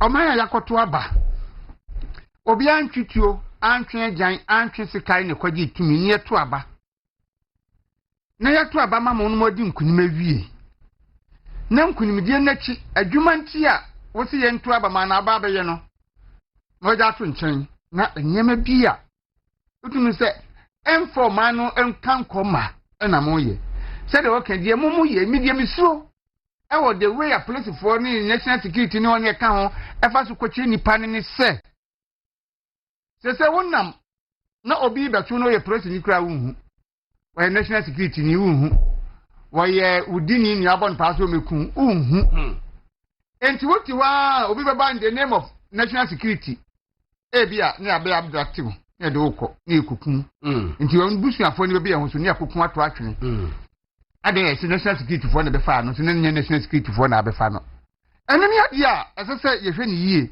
interior minister defense minister Saudi we mon ka ho asem na enye apprentice for ni national security for ewo tumi so mo chiri Ghana ni bia akoye na asem nhwehwemu mon fa kwampa so nchi nipa no so that se mitimi fie no bi ba so obechimi a ma hu se aban no na ebe fa me na me yema nhwehweme ana ma busuafo yema nhwehwe de mo ye de mo be ma nipa bone fo asori aye bone atia Ghana fo a che se nipa be yire aye hu na chira pan Sadia no de mo hwe ni ye anu an se nipa no waye bone mu hia no mo frɛ no mo anya no apresifo ko nfi akɔhwɛ so wɔ ha anu anu no na ye hu genuine apresifo me no adino me hwɛ video no na me nyi ni sɛ ɛyɛ apolitifo te sɛ me hu sɛ baako ɛsɛ bulletproof ya twetwe police na me sɛ anya apolitifo da because apolitifo nya de ɔmo ye no nso na ɔmo ye ye no am ɛna hwɛ kakra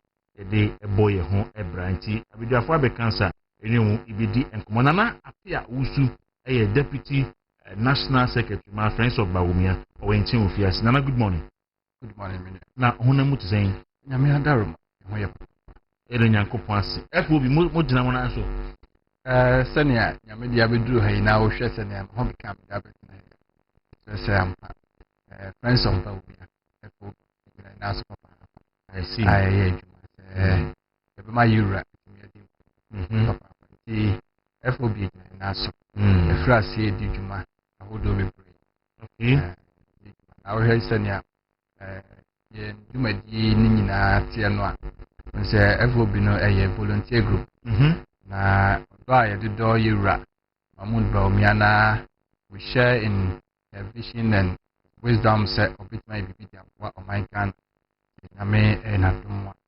nti atuwache ene sabiu anamuntu ahodo bia ese timitu na ye de boama na ni so ade hunu ba mu na party delegate especially sasamre ye be call primaries yegusu a ye dendenden nti any kind ma memfa nchiama atifo nyina ene ahwefo my Ghana mu ni amanone na fe FOB volunteer group dia wotina wanya ochiginafo a na chese untimi entu anamonye chief patron na nkasa ene His Excellency Dr. Alhaji Mahmoud Bawumia na yenua ye maame ene yade nyina nso akosia manu ano nso eboye chidom papa as a patron na anamuntu bi a yefra se tu bia no itwe ye ni etene yensa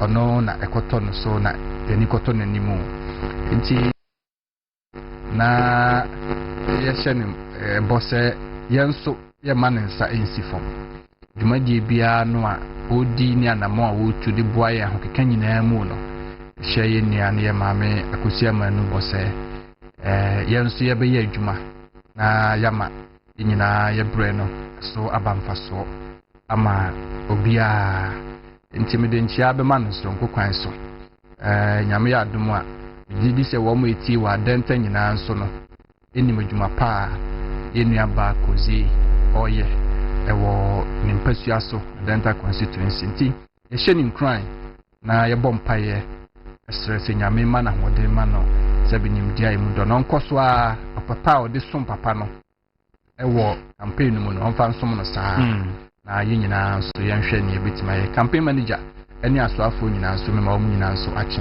I see okay yen so ye ma akwa aba papa aha nti yenim se enema ekoso every minim se officially no masi famu ankasa mo ye adwuma yeah officially metima confirm say friends of Baumia yesifom ye adwuma na onim se sesia no the dynamics ewo amanyosemu no ye obi kan se down ball ye form adwuma nti constituency based electoral area based any polling centers any adinyina no yesi ho no mo a efra se engage amanfo zebe 2-3 weeks ni na yatiasi mo Greater Accra yakọ constituency bit say English botano amanfo akọ ye engagement si a me no kasai ye de adu o kan ku enough a ye fra se engage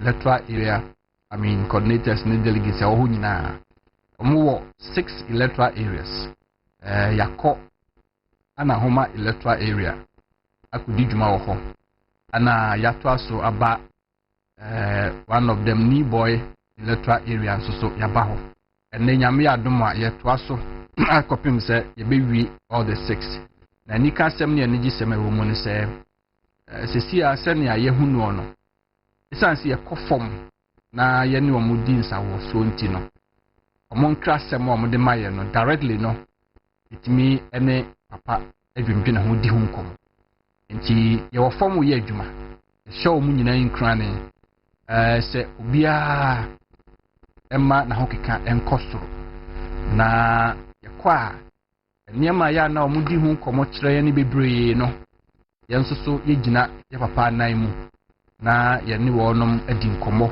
ne a show mu nyina nkrane se ma obia ba mu emu dan se nyame ya dom a enim se hwie bi 31st January 2026 barely 4 or 5 months away na ye Kwaku to abanti ye share ya papa ne vision with the delegates na fi ya church o mugenti a se delegates no enya ahokeka na munya rehyimu ene gidie ne ahotoso e wo yewura Dr. Mahmoud Bawumia emu bisanse yenim se nipa e contest nipa numu o mafa form so ma feeling nyina no obia ye party ni na so mpanimfo se sebi mpreduasa nia unim to no ene de no egina to na no nti ye wo gidie wa rehyimu se yewura Mahmoud Bawumia ni so ade hunu bebre ya wa kyerkyeremu no se party no ema na kwenya ebiewu na se oso franka no mu a senia abakosem kyerɛ ɛwɔ man yi mu no ɛyɛ dania no a broni kasa mu yɛfrɛ bibi consistency ɛno ɛyɛ very one of the core elements a so yɛ amanyɔni a ɛnsɛ sɛ woma saa deɛ no ɛfiri wɔn nhyehyɛeɛ mu nti consistency is very key and we are trying to make sure sɛ yɛne delegates no ɛbɛhyɛ no mahunu ɛho hia ɛne senti a sɛ ɔmo pene so agitumu na yɛma yewura Mahmoud Bawumia akwanya no ebiewo sanse ɔkɔ 2024 no deɛ Ghana fo agitumu to abama ndodo nyaaye no enim sɛ wani nkunim deɛ nanso Yankopɔn yɛ adom na sɛ yɛsan so de ne babie mu a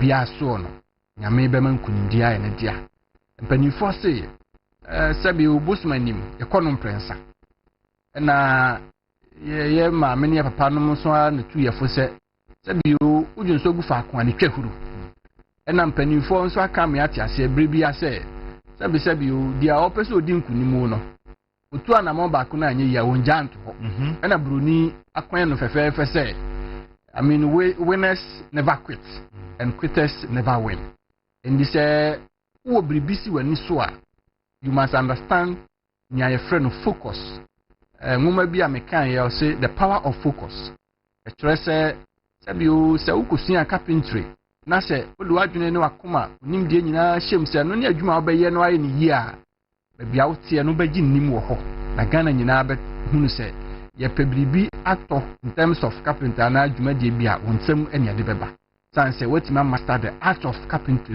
very well because you've been very consistent with how you do your work. Enti politics and answer amanyosem no menua one area ye key pa ne say ensese enne ugina ha no wa yi unan afiri ho na de akosi baby foforo na ase unhunu ugina bre enti ye kwa ye ne delegate nyina di nkomo na ye momoti ase se abakosema ye ho kire se New Patriotic Party no free 1992 a free yewura dubu aheba ya osi fomo no omampanin kufo 96 eba ye na obe contest ye no ntimi eni nkunim but party no hunu say ewo mu say de onya ye na 39% no anko nanimu de na nso yensan so mfa omampanin kufo emra bio omampanin kufo san bae 2000 election aye koye no aye san ko runoff no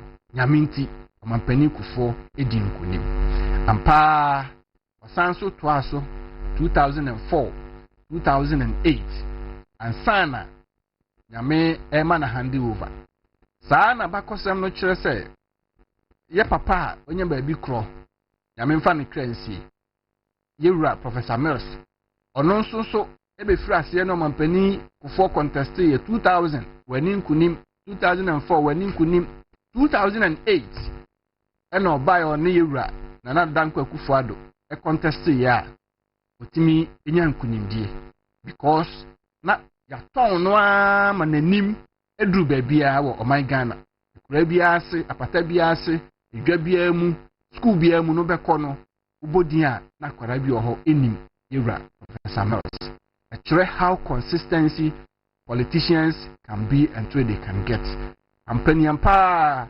yewura na nado dankwa kufo ado nso so ene Professor Mills ifrase 2008 yewura nado dankwa kufo ado ntime eni nkunim ofiri hɔ no no 2012 ɔsan so ba bio ɛno so wantimi ani nkonim nyina anim de kosi yɛ court nsɛm ɛbaa mu osome bɛɛ nson wɔtwe ne nyinaa ansa na 2016 nyame yɛ na dom a New Patriotic Party san de ne kɔ biewu na otumi kɔdi nkonim ɛkyerɛ sɛ the more you being consistent na wodi wanimu ba na wo kyerɛ Ghana fo na yɛ tɔn wo baabia no Ghana fo bɛgye tum sɛ yɛma wakwanya na edi ɔman no so enti ɛbere korɔ no a ɛbra 2012 efiri ɛhɔba yewura John Dramani Mahama a obedi yewura Professor Mesadeɛ busumi bɛyɛ nsia nso a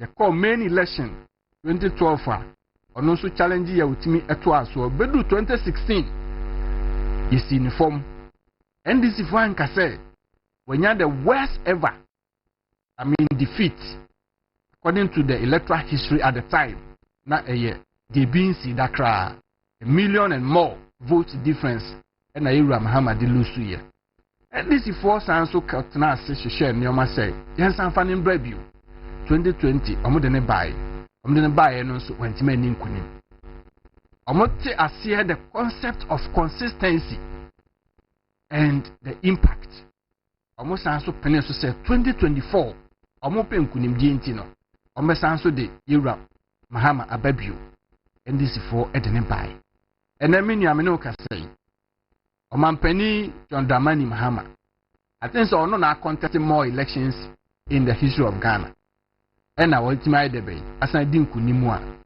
ɛnɛ me ne okasa wɔyɛ ɔmampani the American sisu di ane sɛ yɛnyinaa yɛnte aseɛ the power of consistency and the power of focus as far as elections and victory is concerned na so wahwɛ nso so a wɔnom a ɔmo yɔnko kɔ akansie no efiri 1996 ɛbaa besi 2024 Sabio se mini minua Dawuro ne call akansi a ene akɔ no prenum prensa ena me madi nkunimu a ebre so na me handi over baton no me jai e de ma minua na me na akɔ akansi no into that history is there and it's there to guide all of us and as a political party as New Patriotic Party a yenim sa bakosem we nyina no yenim ye pa se sesia yi no e yen advantage. It is to our advantage. The biggest one say candidates ya turn no the whole Ghana. Na nipa nyina nimu no kra me na okasa yi. Ura school bi mu kra na busa se hwan na ye vice president of Ghana. Ubenya nkra ne bibro mbebo Yewura Mahmoud Bawumia din say ono na ye vice president e Ghana. Right. They are trying to say ni din ashita o bebia. Nti he is the most marketable and the most credible I bet makase.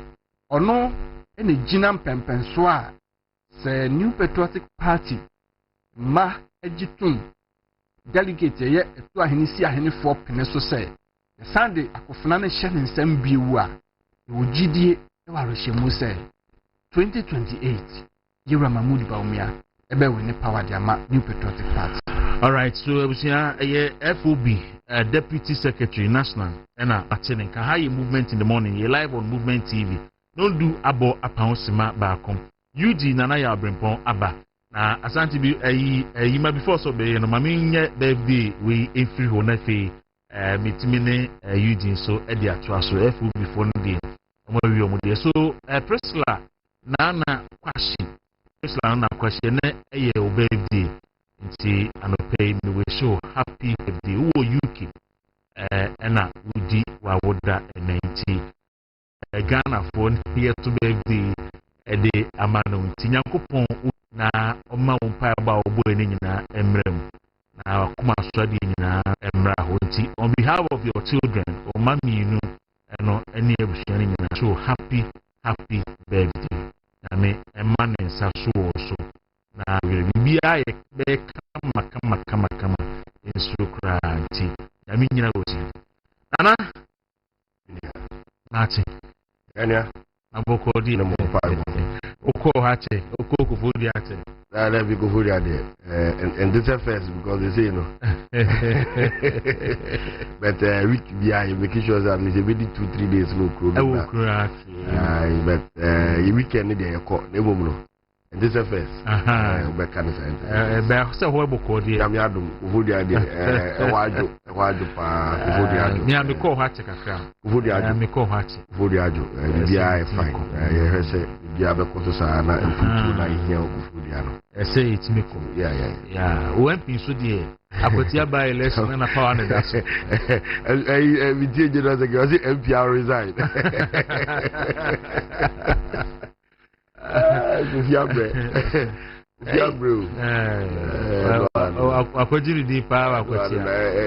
It tells you say party no ye wo mom bi o makoma ye ne ahofamana even prior to that no na o hwe nkofo a tro wo ho say eduma a oye wo akwatia no na your president. I remember honorable PK most of the MPs were through Facebook ne other social media platforms said the work honorable Michael Ochebefi eyewo Akwetiano was on president. You move your honoma, you knew yeah, in him. See, or you need Juma. Or you know, yeah, Juma. He's also on you. He's also so bad, you're Nihunin. And I think, say, and non a man, so leverage not to speak that way because on says, oh, yeah, Dibina, Wakuma Shemudu Sika Shemudu Wahondia Shem. To the point where you know that where the victory is so much assured. Confidence level in whatever you communicate out of the work, you know, will always show say unim say they are victory. And a man and in fact, na BBH say assume the big yes. So last day. Yes. So you know, the can say that I say the MPP party across the country is grateful to him for his efforts. And the amount of year Akwetia, any a cowboy and a Honda or the Koshim. I mean, also a new job in machine in Kugu. Yeah. All the people, the young guys from New Jabia, or me vibrant, or in politics, or Motia Jumana, so some Kugu. And you Muji Juma for almost a month. It is not a small thing now. Yeah, Yamishan, or Manahon, the quantity of Fansu MPP party. Na me Papa Muno.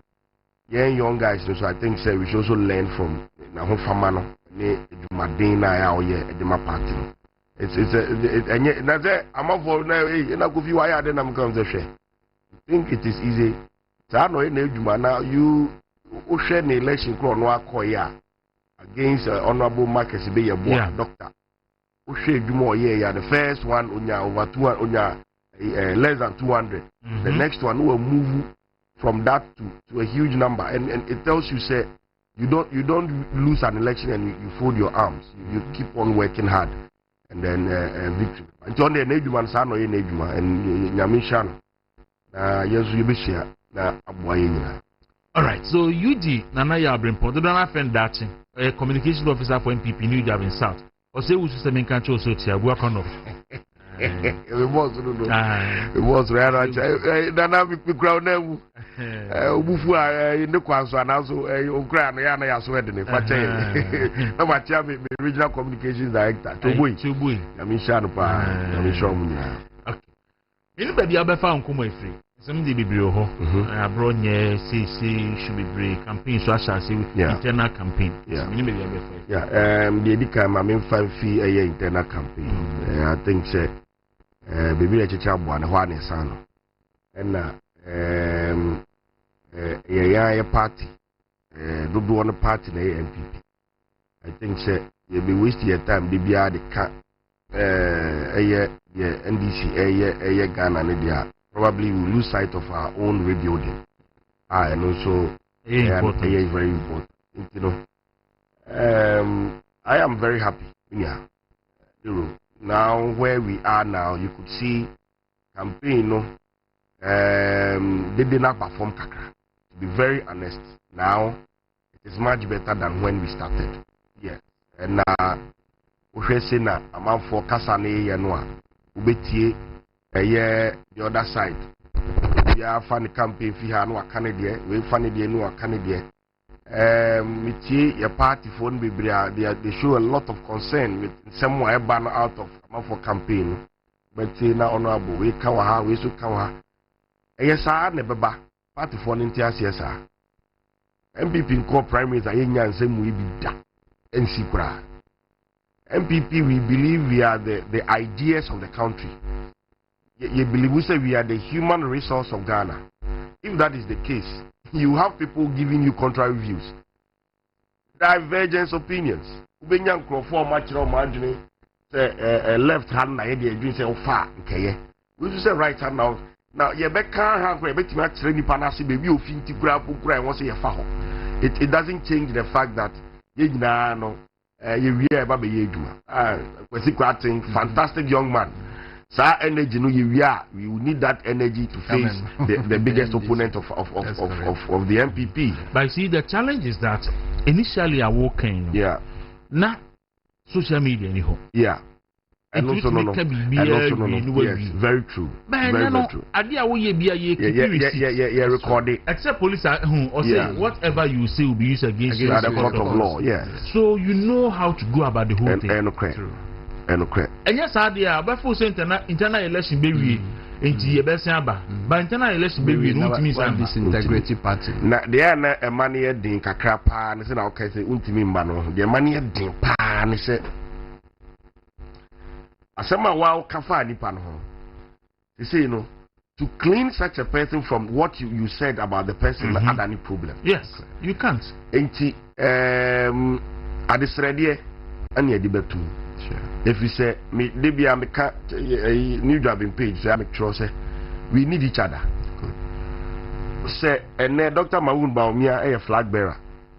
Na the other side ni na ma me yedwuma moya. We are looking at staying in opposition. Sure. We need everybody to be there. We need Honorable Brian a champion and a horn in Nisika and in the Nyansa. Nyamfam war operations for winning elections. We need Honorable Kwabena Japan, Nyansa ni depth knowledge, you know.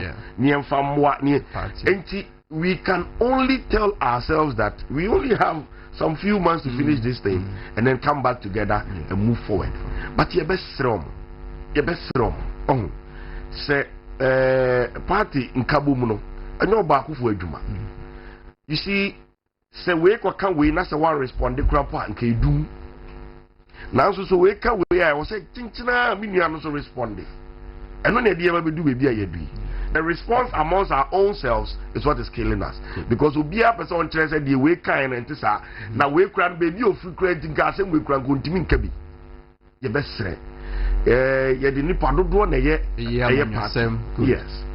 And to say, oh, I say, Sabi, O candidate, winia, O candidate now we're winning. Who saying here means so.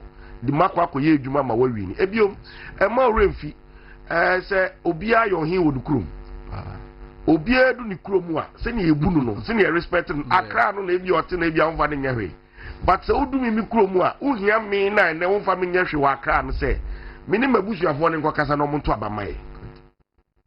Uhia ohowo no se okoni krom a ono so ne nkofo nkokasa no monto abamaye.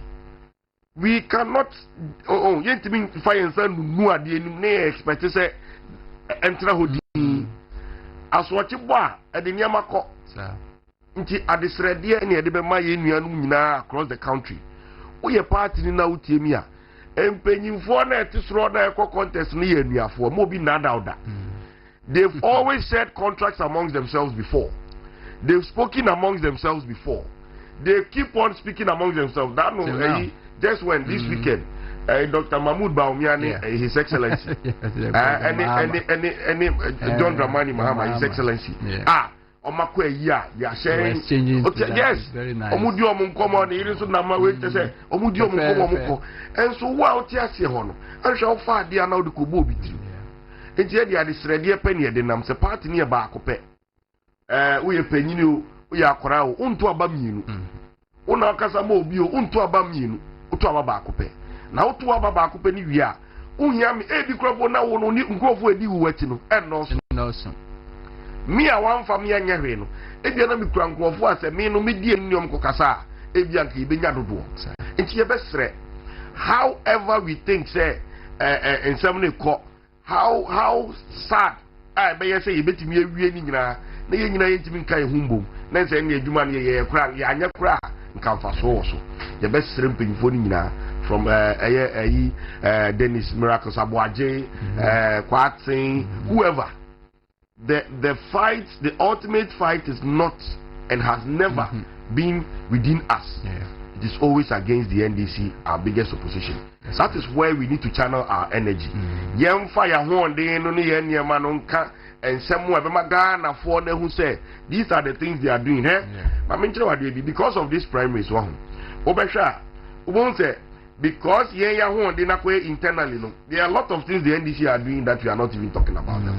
And it is because our focus is amongst our own selves. Rather one day you hear near their cancer and Papa Ghana for say the Encrofoy promising in 9 months ye 1 year.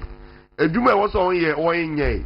And Kofaya Pamu Mofia Jumam pen I had a chop paper so near their Pamunko for Bebre. And then Omwanga Eli Zomushu Zomu President Yedi. Almost at a year walk on Yadi. There are things that we can let the Ghanaian people know what the NDC is doing that is not helping the country. Meno Kasi. ECG for some here how many percentage? 220 something. That's fine. These are things that the Ghanaian people need to know. Don't forget, 10% ED levy. On the catch says, "Omu jisa 10% no crap on kuhana." Enka, omu tu shibia subio. Your large basis sa omu hiyahi. Na metie opening ba kwa zesiano. Jata wada ne jamwa. And you see, painfully, you have people trying to omu defend you. Some person can see any problem. See, so because it was all the 200 percentage ba, that's all the 100 crab after taking 10% de-levy or your crop for. Now, Emre Papa Muno, Ghana for now be the true colors of the NDC. And yenya ye won tokwano, Dawuro. Yeni ye won kasa say our biggest enemy is not within ourselves, but it is against the other side. Where yem fire horn denko, and you be ending komo ye. After everything, we need ourselves to campaign. And I tell you, say you raise our internal elections way. Let's say even 2 of our own people say someone your campaign my baby. No matter how we see it. Say nipa mienu out of nipa enumunu a aircono. Krakas one your campaign my baby. Whichever way you see it. Because people will perceive it as a non-united party. Say munka muye. And no matter how you see it, you best paying for. Opposition and opposition is a disease. And now sorry you two car that's a radio station now. Things have changed. And now a month for ya better system so opposition and it is true. For that same reason. The reason why Uncle Fogu so kasa no. Omunya komunya starting because some Fipano Ibigusu maybe from 2027 Hokono December no. Yeah. Nefi ni omo de bae no. Nefi esa. Nti se start sansa na ni beba na ho se ekomo eya. Ono see dey go feel comfortable pa o. Go for you okay. No, that is the problem. Because it is NDC they are okay. The first 4 years, no more blame games. Yeah. Blame you, yeah, I see when you say Unipana agenda 50-50. Wow, offer. Don't pay. And I tell you what. I say, how much is carried your man for agenda. And these are blame games that we do when we are not hungry. Yeah, oh no. It's so what must yes, it's go there be. That's your best threat. Yeah, my Kaise say, come back and do the any ball who by you before and come back here. Babedo. Near so say you see, and I always tell people say Ghana crew we know. And so all the developmental issues or programs in this country has always been about the NPP. And I'm being honest with you, Socialist Party. And so politics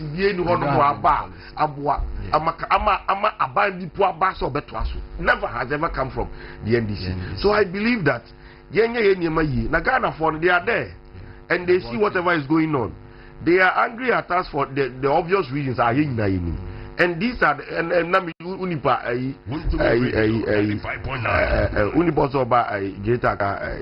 chairman Okuboy. Also now NDC looks like Liverpool. and it is the truth. So what I say, it is all you that or no for oba for abafi be kan crack o ware fufuro ka ho a o yire that na nyesa obi anka sa wo mpenu but that o de fufuro aba attention. You want to pay attention. Yeah. So what I say, but every be both the cash akwa bi ne rebre. Mini we so dey see dan ya bi fufuro izu aba me dey. Now bet them. So self realization ne ba you go home and you do well. It's your best party for your makuma emra form. Na yenka party ni mum na 2028 is not far from over. You can do very well today and win 2028. All right. Obi say NPP abeye a group of fan clubs operating under an equal umbrella because eneno asem to kra no a yechu abe say ohwan nipa aso bi kra be true bi kra fa ho a wotre aso bi beba ho bi awaba and all that. So we are hoping say after primaries no say to be in abijai. Yeah, now election let me across. I believe party no structures in no ebeye adwuma. Ana Bernard Champon say me control so chia say or share from Obi man so. Yeah. Incoming the president Bawumia, Uchia honorable Befi, any Charles Boache. Charles also Poku Boache. Also the chairman. Any Dr. Lulu. Ni ordinary chia to aswa no diaba obi man so abati osi keja Bernard anope a very good morning to you.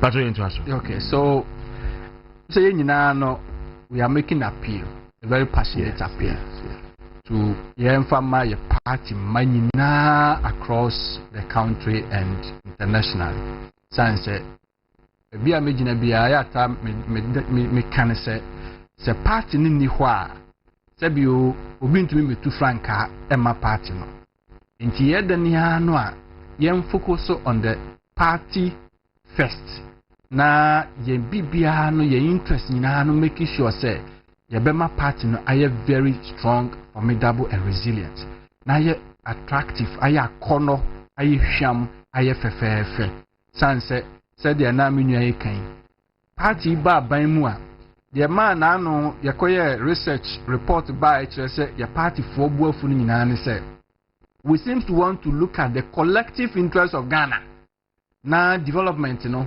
Ghana ni bia nsanka bi at the detriment of ye party for say bi mprediasa ebia nka scholarship na aba school placement na aba job opportunities ahudo bebre na ya biemu yesi obi anko online na onko apply bi.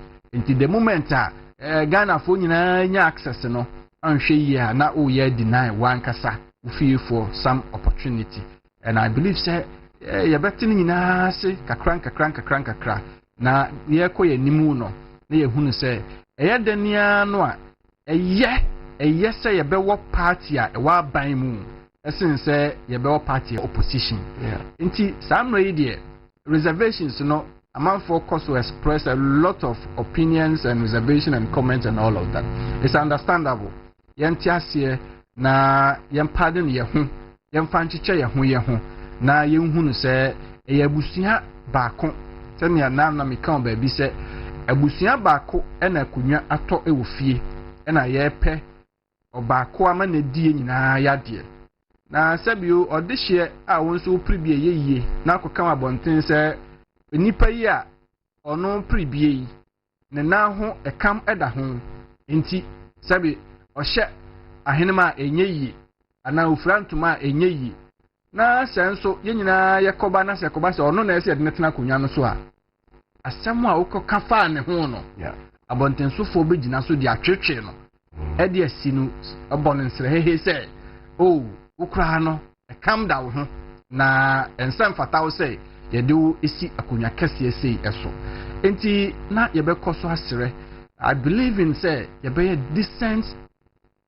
commentaries any engagement na yama senya yen ye kwa ye gina ewura na mu na ye ton ni so ade hunu no party manyina no a we support A B C D no u gina baby a ton unipa wo candidate no na ni so ade hunu owo ene bo ho deru sanse eno ene bema party no mu aya akono na mebunu a ɛwɔ abɔnten na yɛpɛ sɛ wɔn de anigyeɛ ɛba bɛjoin ne new patriotic party no yɛn a yɛwɔ mu no ɛna ɛsɛ yɛbɔ ho dawuropa ɛna ɛsɛ yɛka how attractive and how I mean sɛnea party ne mu akɔ no ɛsi teɛ ɛma abɔnten sofoɔ nso ɛtumi aba mu ɛno na megyiri yie sɛ ɛbɛma yɛ party no ɛtumi ayɛ very strong going forward in the 2028 election. Okay, Ajapia, Medasi. Nana, any other issue? Name fancy. And then, dear, encourage my brother, and also a big issue, man. Yeah, you see, it will Krumwa and Semaya, Ghana crew. Now, but what is the biggest threat when you have member of parliament, you have party, national executive singing and saying the president of the state should die? In fact, me program will be sending me video. No can say me time me share. So me co break na me co share. Mustafa Bandi, then Deputy General Secretary of the NBC, or same. They have their people in the army. Now, if NBC is pushed beyond what they can take, they will break the army and take over power. That's what and he said it on live TV, Unia TV, and he wasn't arrested. Debbie, a hard journey. Yes. A hard journey. You see, I am. And yes, everyone will be here and this will be ya. But when you attach political colors to them, on a problem no.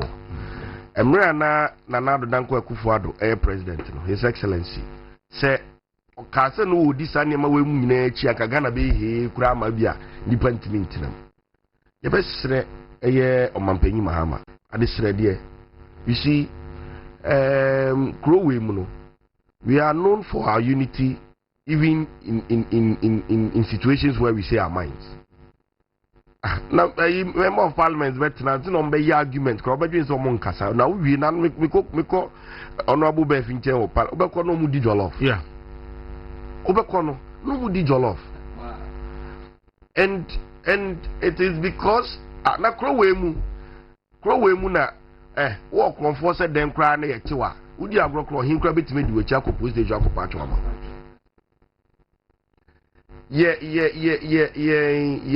nyamisuro ni ye ntete ye mu no. Emma your life ye little different from other African countries.